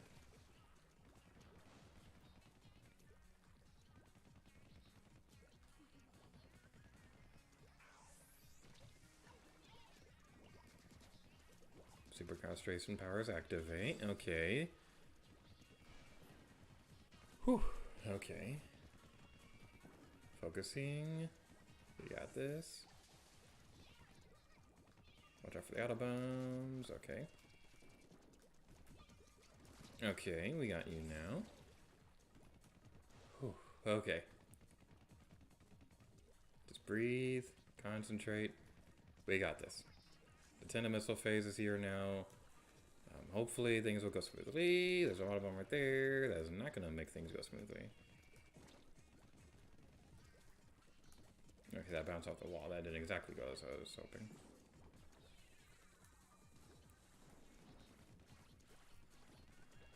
Okay, my problem is I'm aiming too low for that.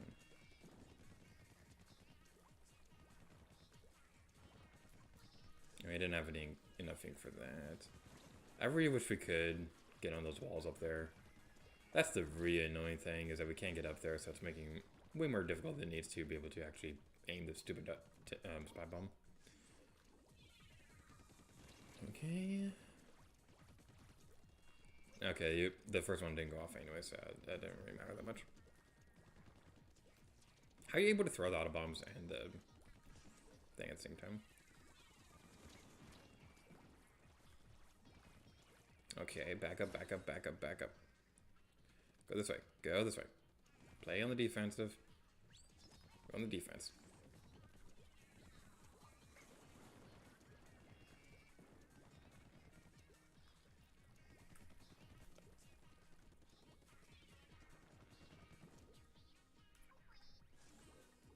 Okay, get out of here. Go, go, go, go, go, go.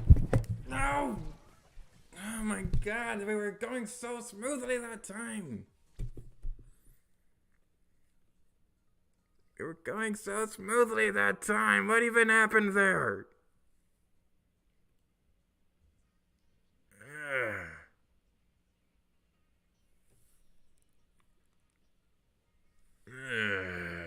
Boy. That is actually really infuriating. We were so smooth that time. Alright, what is stream saying?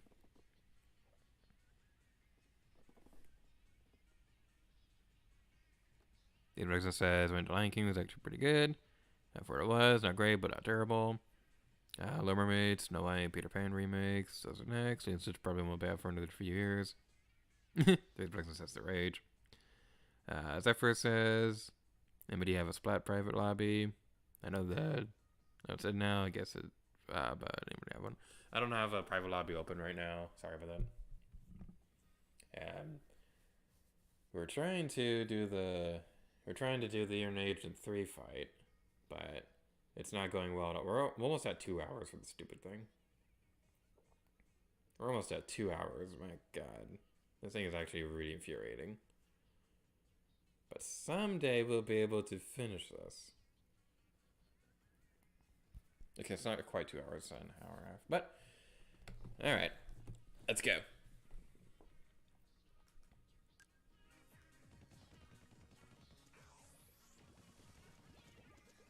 Because, like, the really annoying thing about that phase is that it's not hard. The Tendo Missile phase is not that hard. But, because she's covering everything, she's using the spiral shot, which makes it difficult for you to cover the area in your own ink, so you can, like, actually be able to get your splat charger, to be able to get your special weapon ready again. And you have to throw 2 of them so quickly to one another. And the only window of opportunity you get to make a clear shot is when you have the 10 missiles out, but you gotta go quickly for that to avoid them. And there's not a bomb chasing you during that. It's way too much at once. It's really annoying.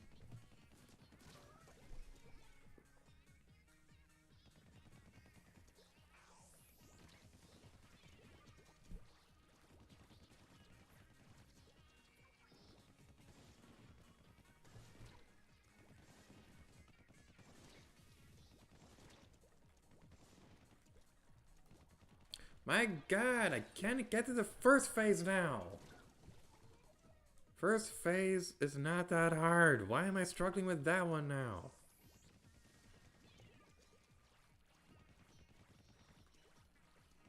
Okay, we got this. Words of encouragement. We can do it. We can do it. It's gonna be fun. It's gonna be fine and dandy. We're gonna do this flawlessly. We're gonna defeat you. You're not gonna go back up there, and we're gonna get everything covered up so we can prepare for the next phase. You're going over there. That's pretty cool. Go over here. Come on, come on. Get away from the Autobomb. Okay, you're healed up now, but that's okay. Because now we got you anyway. Destroy the bubbles. Okay, okay, okay. Now you're over there. Okay, you were caught on the corner for a moment. And we squandered the opportunity.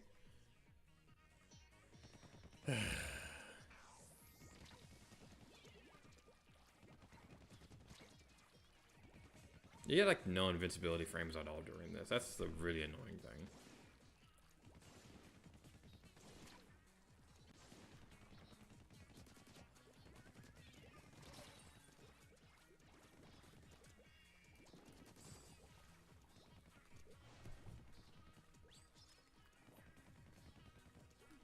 Okay. You're into the bubble thing now. Alright, we got you now. Okay, cover the area in the ink so we can prepare for auto bombs.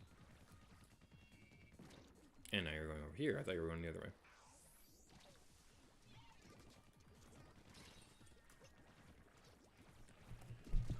I really don't know what you're supposed to do during that one.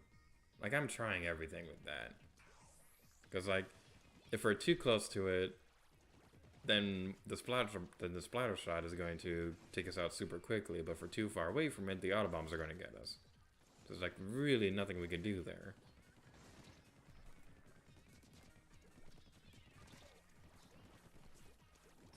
Get away from the Autobomb.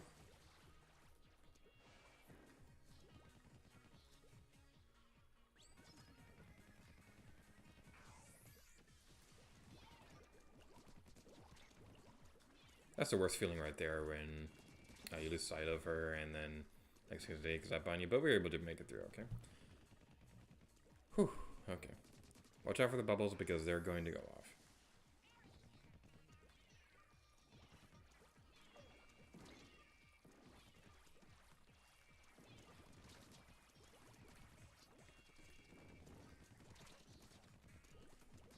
One thing I'm curious about this, so it's explained in the lore that Agent 3 was able to turn off the limiter, and that's why she's able to do so many specials so quickly.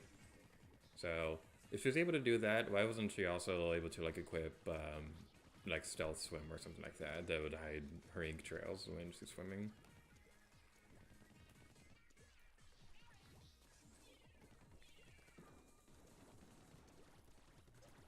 Okay. Get back up, back up. Okay, okay, okay.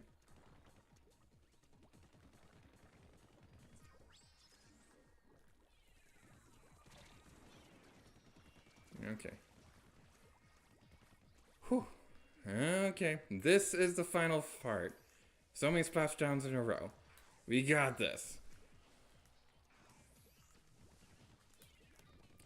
Come on. Back away. Back away. Autobomb! Where did that come from? There was a dog in the background.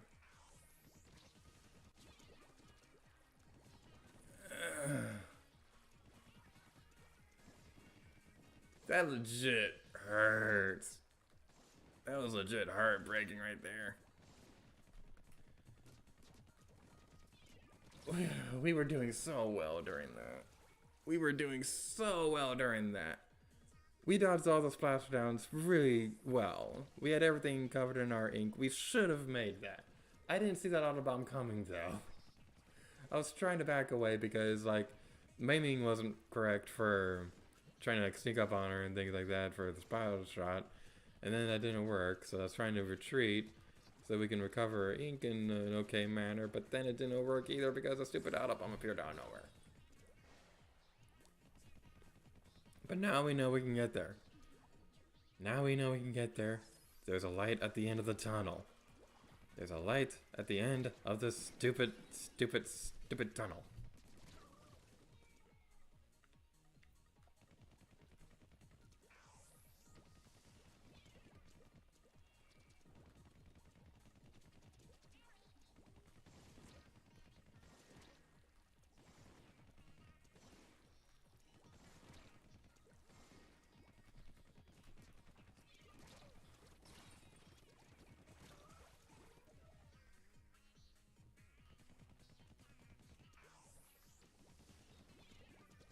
Super concentration mode activate.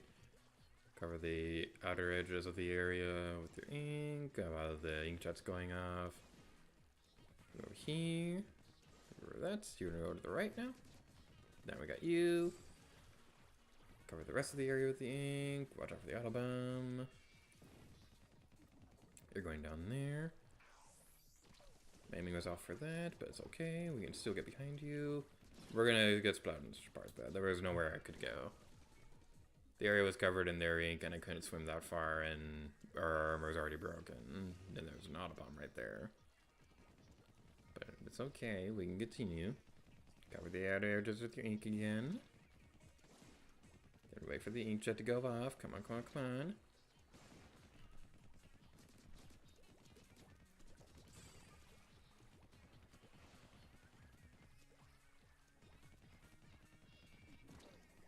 Can you imagine how broken the game would be if like everybody had Inner Agent 3's ability? Because like, she has like a regular splatter shot, but she can throw autobombs constantly, has access to nearly every special weapon, and can dodge roll. Can you imagine how broken the online multiplayer would be if everybody had access to that?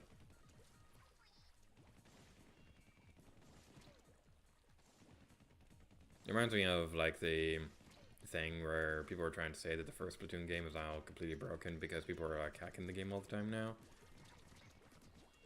I don't know how common it actually is for hackers to go in the game, but it's not nearly as common as people say nowadays, because like there have been a couple of instances where like I do go back into the first game. Man, I've like literally never run into a hacker once. There was one problem though where when it was first discovered there were playable octolings in the first game's code. There were people who were able to get them functioning into the game. So it would cause a problem where they would take those playable octolings online, and then because how the game works, it would pull those characters into your plaza to pull up Miiverse notifications, but the octolings weren't ever given any animations or anything like that for being in the plaza itself, so it would crash the game. So that was fun. But again, I never actually ran into hackers or anything like that in the first one, or this one for that matter. And I really hope I don't run into them in the third game.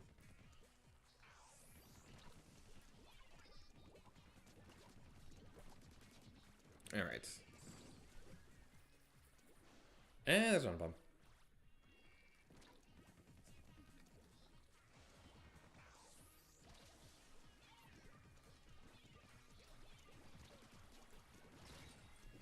Again, nothing we could have done there, because if we were too close, their splash shot would have instantly destroyed us. If we were too far away, the autobombs would have gotten us. I really don't know what we're supposed to do during that one. Because, like, I honestly believe the autobomb phase is the most difficult one. This one right here, this one's not hard at all. It's a pretty easy pattern to figure out. The bubble blower one is kind of more luck-based, where with that one, you want to try to get behind Agent 3. But it gets really difficult with that one because the bubbles like are hard to predict and things like that, and it can be really difficult to position yourself in a way you can get out of there without getting surrounded by the bubbles or getting cornered or anything like that. And with the tandem missile thing, yeah, it's really annoying they're dealing with so much stuff at once, but it's not like super impossible or anything like that. It's just a matter of having good opportunities to not get splatted by an autobomb, because I didn't see it coming, because those things are freaking annoying. And the last one, that one's really more comes down to stress, because the final one, with all the splashdowns, you know that there are going to be 3 coming at a time, so that's an easy pattern to pick up. But because you are on the last phase, it's like, okay, I can't screw this up. And that kind of like adds to the tension of the whole thing.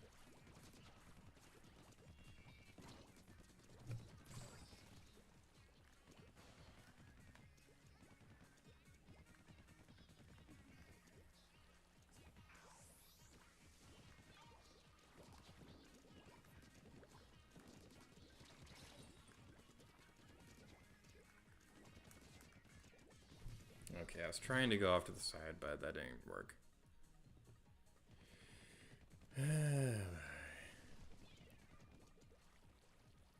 Again, this would be so much nicer if we can like pick our weapons. Because if I was able to do this with like a slosher or the dark tetradulies, like especially with the dark tetradulies, that would be awesome. But no, we're stuck with the octoshot for this. And having something that's not a splat bomb would have been nice too. I think I mentioned this during the main Let's Play, but I'm not really a big fan of the splat bombs because they're really obnoxious to aim and things like that, and because they go off in a bit, like they don't really do much to like attack your opponents. Yeah, they do catch them off guard, but like I prefer the strategy of just throwing something and knowing that that's going to deal the damage. So yeah, that's the thing that I don't like about this. But at some point, we'll be able to do this, probably. Okay, we got that.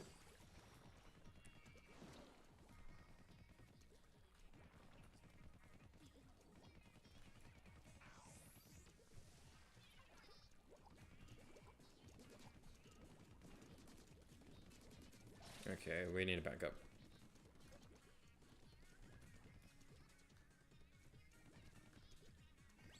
Okay, we're gonna fire the bubble blowers again. Let's get behind you. Where did that thing come from?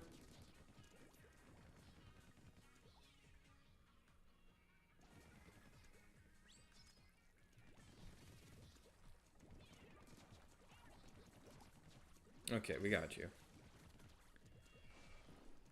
Alright, that's what I was saying a moment ago, where it's okay to take your time. Because more often than not, if you're like rushing into it, that's what's going to cause you to get splatted more often than not.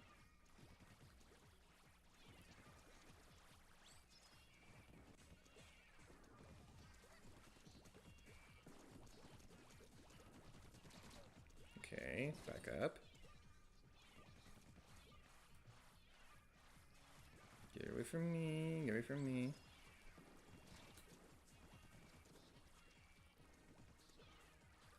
Where'd you go?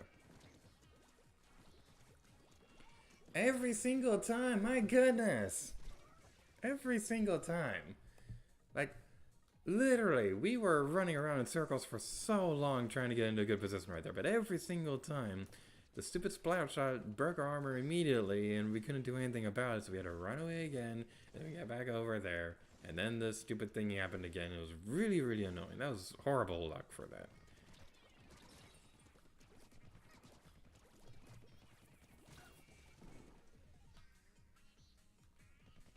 Okay, I'm gonna look over the stream chat real quick. Ah, there's Blackson says you can do it. No, thank you. Try to make sure everything's still working. Okay, it's still working. That's pretty good.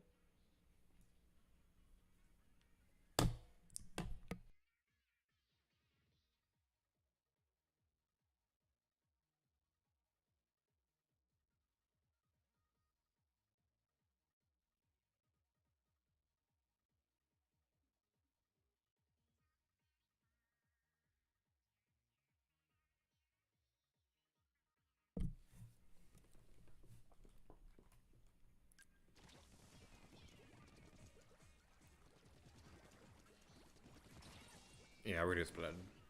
There we go. Whew. Okay. We should be able to do this soon. Assuming, of course, that the boss fight isn't stupid and poorly designed. It's not poorly designed, I'm just complaining.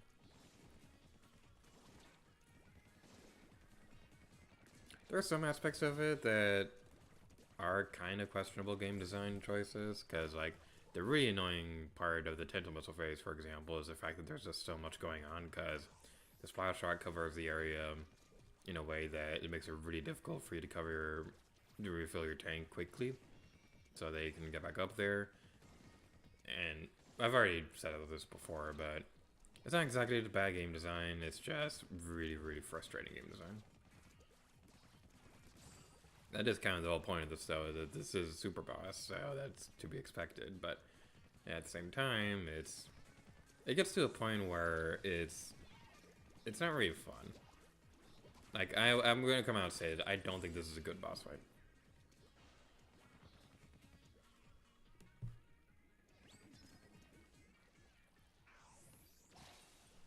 Because you have stuff like that happening all the time where you got attacks that you can't possibly see coming. You have those stupid auto bombs everywhere. It gets to a point where it's just really frustrating. You just want it to be over with. Hopefully it'll be done soon. Okay. First phase down. Get everything ready. And cover it in your ink so we can get ready for the next phase. Be doing that. To your side. Beside you.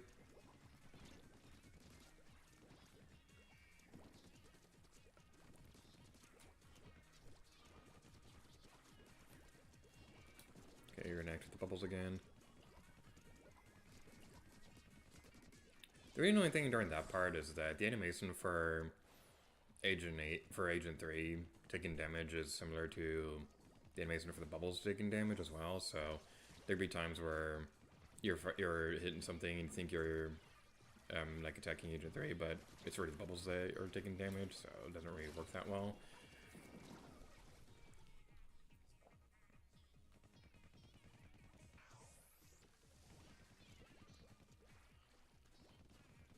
But the big thing is, I really want to know what you're supposed to do when you're in your auto bombs, because it really does feel like no matter where you are during that one, you're always at a big disadvantage that you can't possibly go around.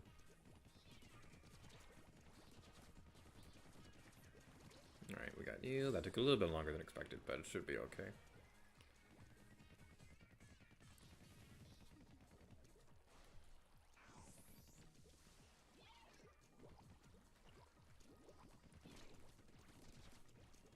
The big thing that can really help you during this is knowing which way she's going to be doing the dodge roll at, because if you're able to predict which way she's going to dodge roll and like when, that could be really useful, because like especially during this phase it's pretty easy to know, because after she starts taking damage after crashing onto this, then she'll do a dodge roll to the side. So more often than not to the left if you're facing this way, but it can be a bit harder to predict during the rest of the fight. So if you're able to pick up on those patterns, they can really help you exponentially. Alright, we got you now.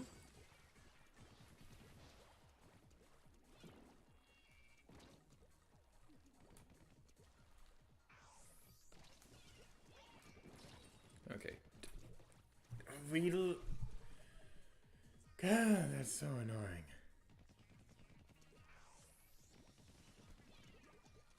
Like, we lost our armor immediately during that, and there's... like, no matter which way we were gonna go, there are auto bombs behind us, and she was firing this stupid splatter shot right there. In case you can't tell, I'm getting really bitter right now. But someday we'll be able to finally be done with this. Because that'll be nice, to eventually never have to do the stupid thing again.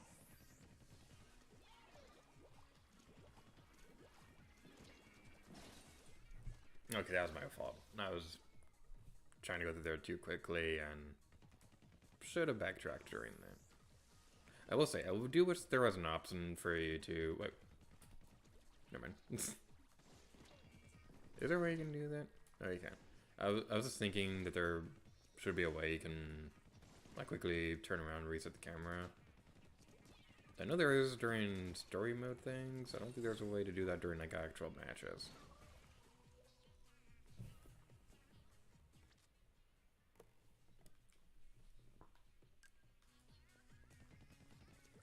Alright, but let's think about positive things. Let's think about stuff that's not annoying. What's a fun thing that's going on lately? D23 is happening lately, so yeah, they have their Disney convention thingy going on, D23, and that's pretty cool. So they have a couple stuff that's going on that they're announcing. They announced a 2D platformer game that I talked about earlier. I think at Epcot they also announced there's like a statue thingy for Tafiti from Moana, where where did it go? There's like a Moana walkthrough attraction based off like the water cycle and things like that. There's like being built at Epcot right now, and they recently unveiled like a Tafiti statue that's going to be there. It looks really, really cool. So my concern with it though is I hope it doesn't like mess with the sightlines for the rest of the area. I'm sure it won't. They probably have an idea for how they're going to do that. But they kind of already messed up sightlines for that area with the Guardians of the Galaxy ride. Because the thing with that one is that Disney kind of isn't putting that much effort into hiding their show buildings anymore. So you'll have a situation like Guardians of the Galaxy Cosmic Rewind where the main show building is located in the Old Horizons building or something like that, but the actual show building for the coaster itself is in like a generic blue building. They go with blue and for the top layer so it blends into the sky, and then green for the bottom layer so that blends into the forest. But you look at it and you're like, oh yeah, there's definitely a coaster in there. When they really should be putting more effort into like making your show buildings actually look kind of nice. Because my big problem right now is like the Star Wars Galactic Star Cruiser. Because that one, the building outside looks awful. Like I remember when I first got here and I saw the building, I thought it was like a regular office building for like Hollywood Studios executives or things like that. But no, that's like what the actual Star Cruiser looks like on the outside. It looks really, really bad. I mean, most people aren't supposed to see it in general, but you can still see it when you're going through the highway, driving past the park. So yeah, that's not exactly something that's... Because if you want a comparison to something more recent as well, like 2006 or 2008 or whenever it was Expedition Everest. That one I believe still holds the record for the largest mountain at a Disney park. And the really cool thing about that one is that the entire thing looks like a mountain range. So like the back of it though, still kind of looks more building-like, but they painted it in a way to make it look like more like a Himalayan village. So it at least still matches the environment. But then you got something like Cosmic Rewind where like, yeah, the ride itself is really, really cool, but when you look on the outside and see like a generic blue building, it's like, oh, right, that's a roller coaster. Again, it's more like a nitpick than anything. It's not like a serious complaint I have. It's just something that I'm definitely noticing, and yeah, they definitely could put more effort into making those show buildings look nicer.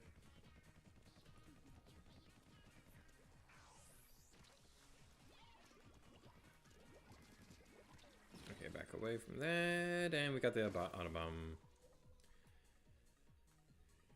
Someday we'll be able to beat the stupid thing.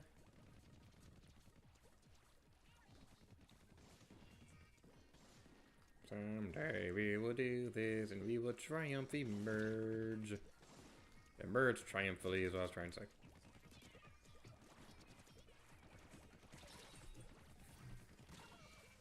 Or we could just completely suck at this.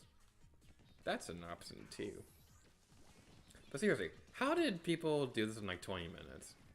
Because like the No-Toe Conway took him 20 minutes during his playthrough, and Sayanetta beat it in like pretty close to her first try. How in the world do people do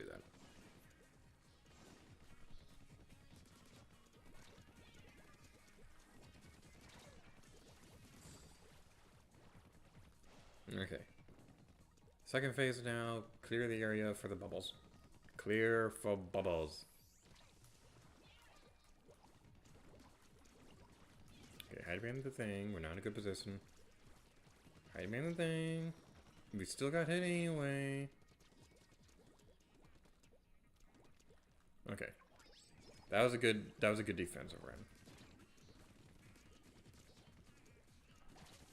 Come on. There we go. No auto bombs. No auto bombs inside. Okay, goody. But now we're gonna get all the auto bombs because that's the next phase of the fight. Okay, that didn't work either. Can you even get her with spot bombs? Because like it really does feel like this is like the worst possible weapon you could have for this.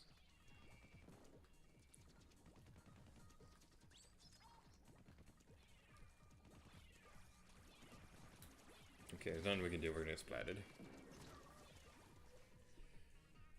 Okay, we might take a break in a bit, and I might look at more strategies on how to do that because the auto bomb phase is really what's getting me. Because like, I really don't know what we're supposed to do during that. That's the really annoying part.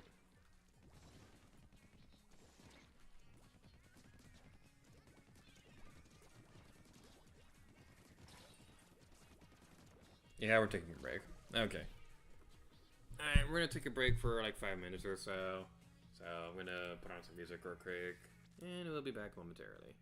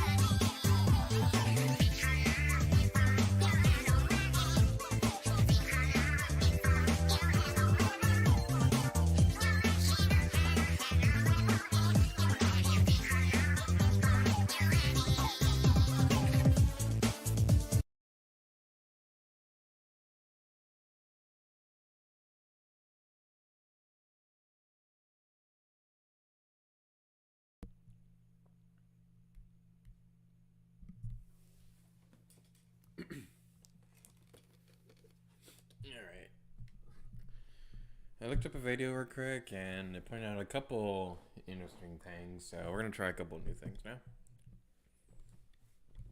Alright, let's do this. We're at the beginning of the phase, so yeah, we're going to go like that. One more, please. Sorry, I didn't have the stream chat turned on. Alright, there we go.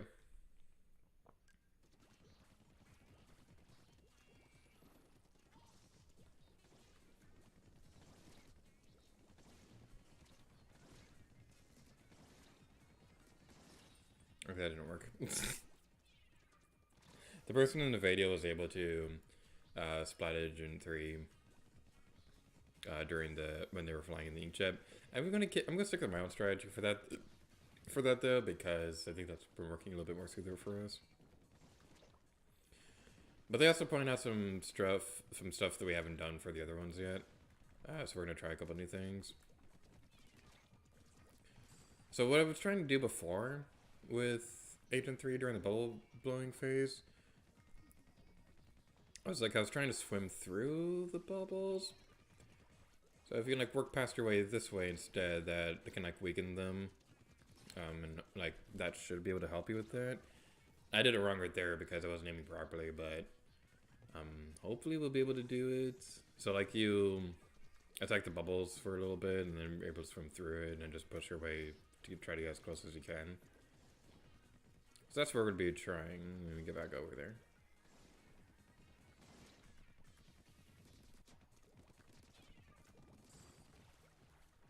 Alright, go over the area in your ink.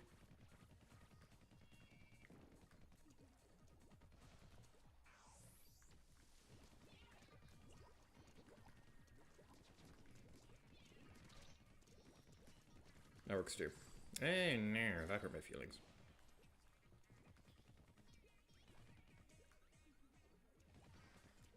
We recovered just in time for that. Okay, get out of the way. Never mind. The video admittedly wasn't all that helpful for the actual Autobomb phase itself. It was just saying to stay mid-range and just remember that the Autobombs will follow you, which we knew that already.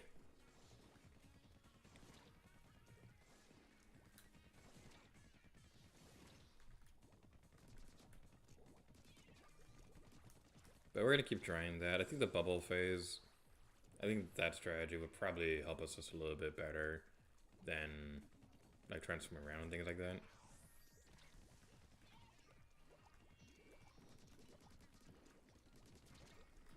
Because not only was it, like,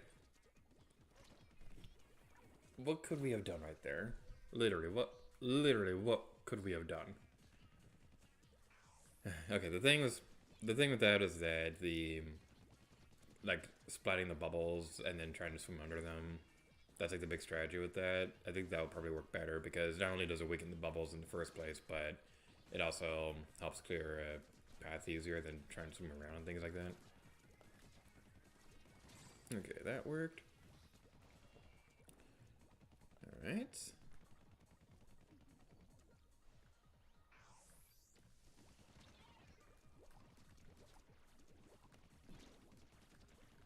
Bomb coming out of nowhere because of course it did, and we get splatted anyway.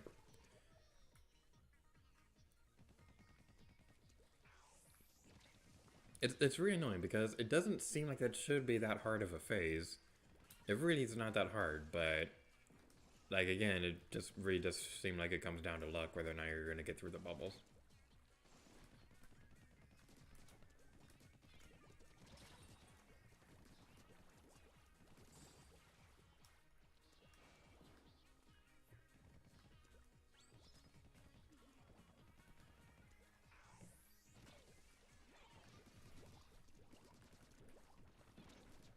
Okay, what could we have done there? Literally,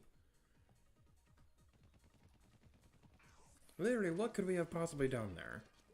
Because we lost our armor really quickly, and there's nowhere we could have swum to. Because the stupid thing keeps...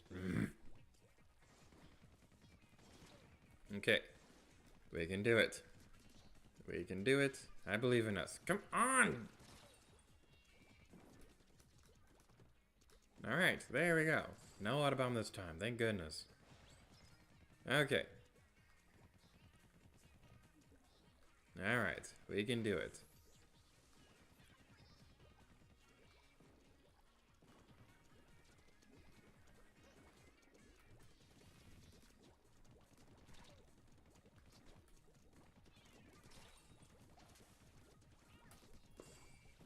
If we can just make it so auto bombs just don't exist anymore, that'd be great. They're probably my least favorite sub-weapon in the entire series, honestly. And it's not just because this is an annoying boss fight, but also because, like, they're really annoying to deal with in the multiplayer because one of those weapons where it seems like everyone is good at it but me. Okay, that was my own fault. I wasn't going fast enough. Also, I apologize if you hear creaking or anything like that. I have a microphone set up on kind of a weird stand, so I have it set up in a bit of a weird way because I don't have my microphone stand with me, so instead I have like a lightsaber box resting on my lap and have the microphone sitting on that, so it can be pretty close to my mouth when we're talking. So hopefully this will work out. It would work out if those stupid auto bombs didn't exist. That would be great. That would be a great start.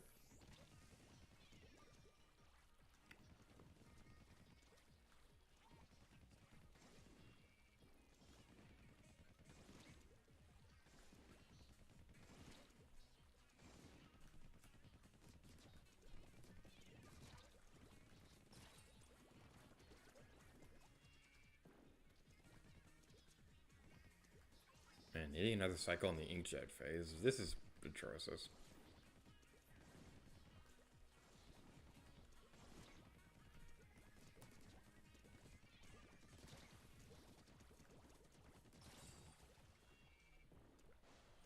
Okay, we got through it though. It should be okay. Now we're gonna need to clear the area so we can get rid of the bubbles. You get a few free shots from the beginning, right between the time that it takes for the splashdown to go, and then for the bubbles to go off. It's not that big of a leap, and honestly, you're probably not gonna help that much in the long run because it's gonna take you a moment to get through the bubbles anyway. But it could still help you just a little bit more than otherwise.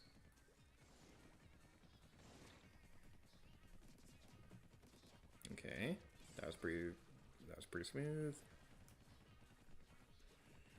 Whew.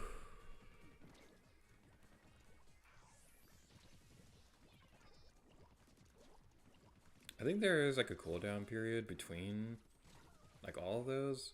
I think there's a cooldown period between like all the specials going off between the initial splashdown from the beginning of the phase and then when this special actually activates.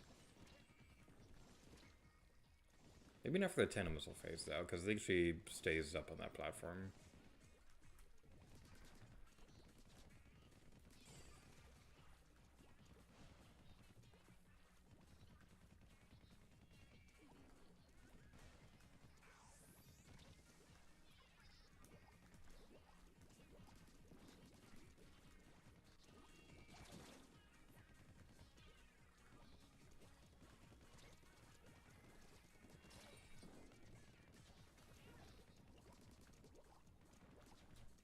Alright, dang it.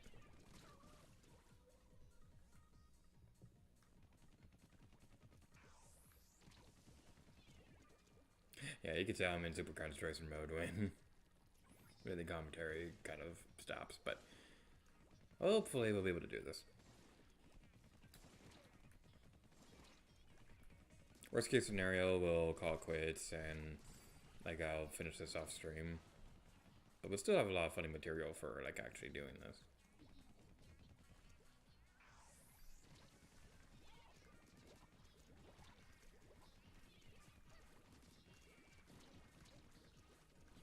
Downside is I am going to have to eventually stop fairly soon though, because I do have work tomorrow. I think. Yeah, work tomorrow. That's fun. The bubble phrase is over. Alright. See, I'm mid-range. Alright. Swim away, swim away. There was nothing we could have done there. I know I keep saying that, but literally, there's nothing we could have done there because the auto bombs were chasing us, and like we didn't have enough time to cover the area out of the way because. All right, come on, come on, come on, come on, come on, come on.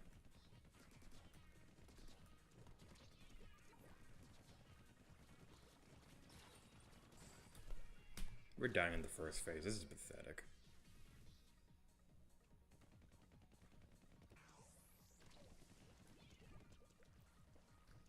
Alright. Just focus. Around the edge. And then we'll get back over here.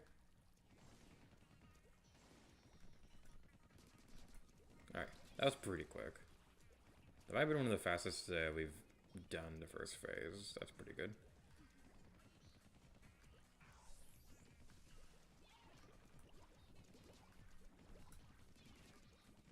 Yeah, it's basically the rule of thumb right there when you're trying to do the bubble phase, because during that part, you kind of want to circle around so that you can get through the area pretty easily. Okay, get out of the way. Okay. Where'd you go? This is the worst feeling when you're going through this, guys.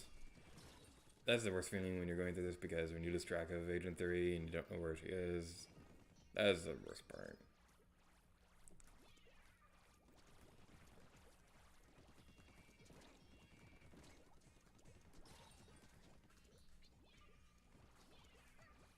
Gotta wait. Come on. Are there like any good strategies for that phase? The videos I was looking at, all they said was to watch out because you can still use a spiral shot and just stay mid-range, which, duh.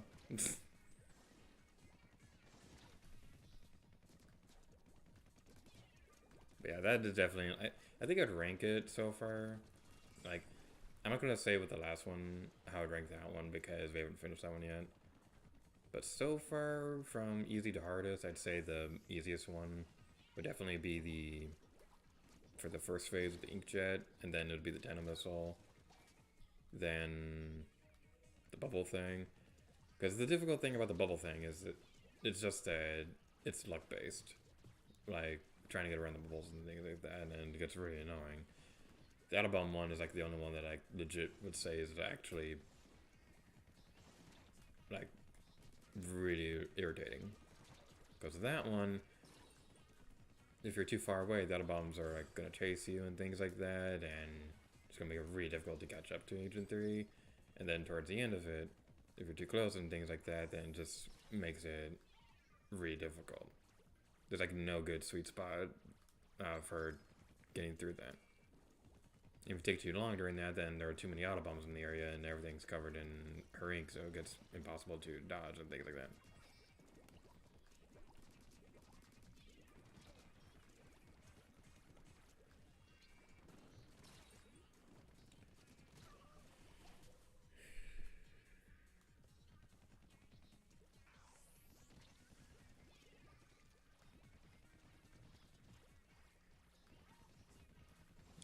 Continue onwards.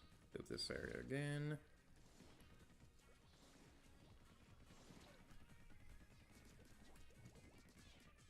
Alright, so we got that.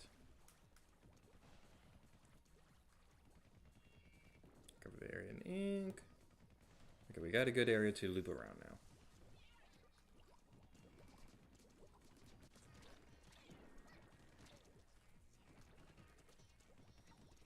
Okay, go into defense.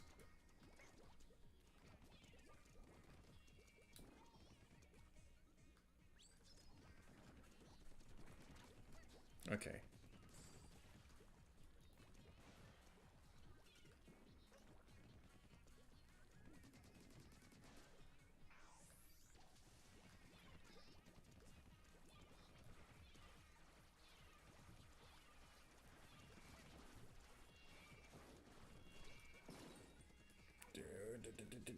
Get out of the way, get out of the way.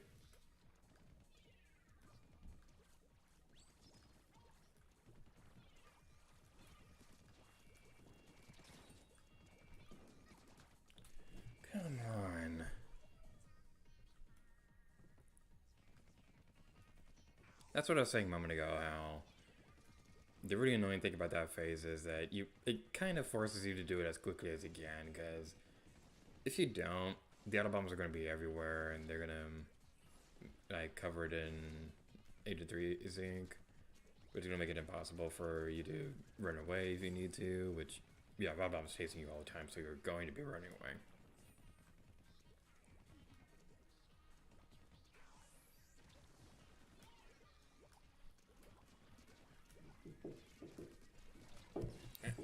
Oh, please.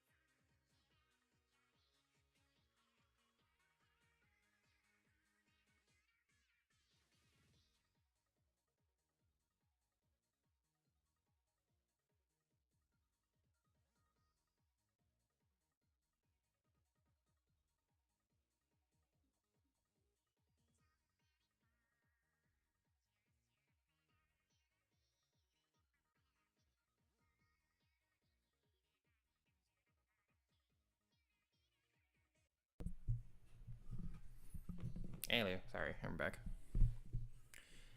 This Bruxton says... What's the boss name? This boss is in your Agent 3. It's the secret boss of Octo Experience, and this one only becomes available after you find all the mem cakes. And yeah, those little dog things, those are the... Those little dog things that are following you everywhere, those are auto bombs. They are the bane of my existence at the moment. But yeah, hopefully we'll be able to finish this. I might have to end the stream soon though, but I'm going to keep trying. I'm going to keep trying. My roommates are back though, so you're probably going to hear stuff in the background now. Dang it.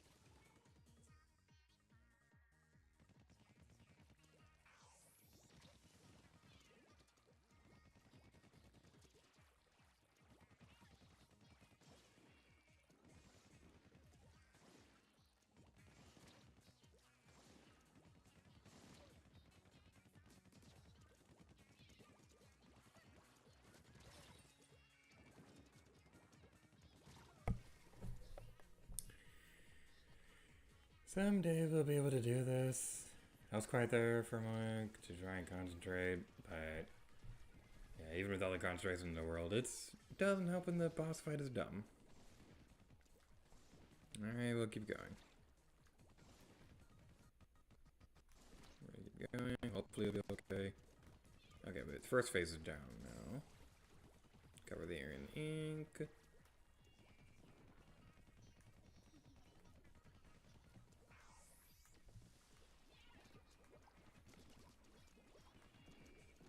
And we're gonna get splatted because this boss fight is ridiculous. I really am trying. I really am trying. This is just really obnoxious.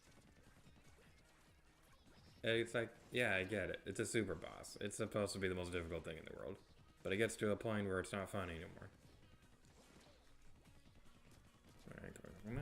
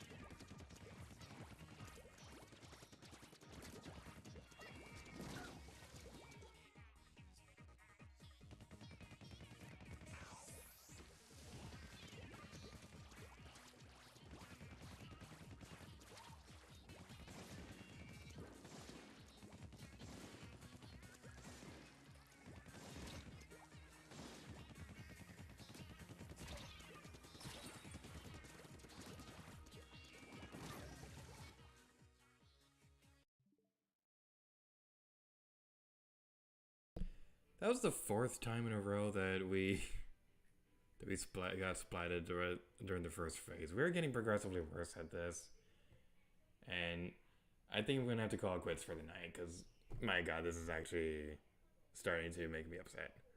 So we're gonna call it quits for tonight. We're gonna try again in a couple days. I apologize for this. This is not going well at all. So yeah, that was a really big disaster. We're gonna call it quits for tonight. So thank you all so much for watching tonight's G8R stream. I'll post on Twitter what day we'll be trying this again, and hopefully it'll run better next time. So yeah, thank you all so much for watching. Until next time, Lady Gator to you.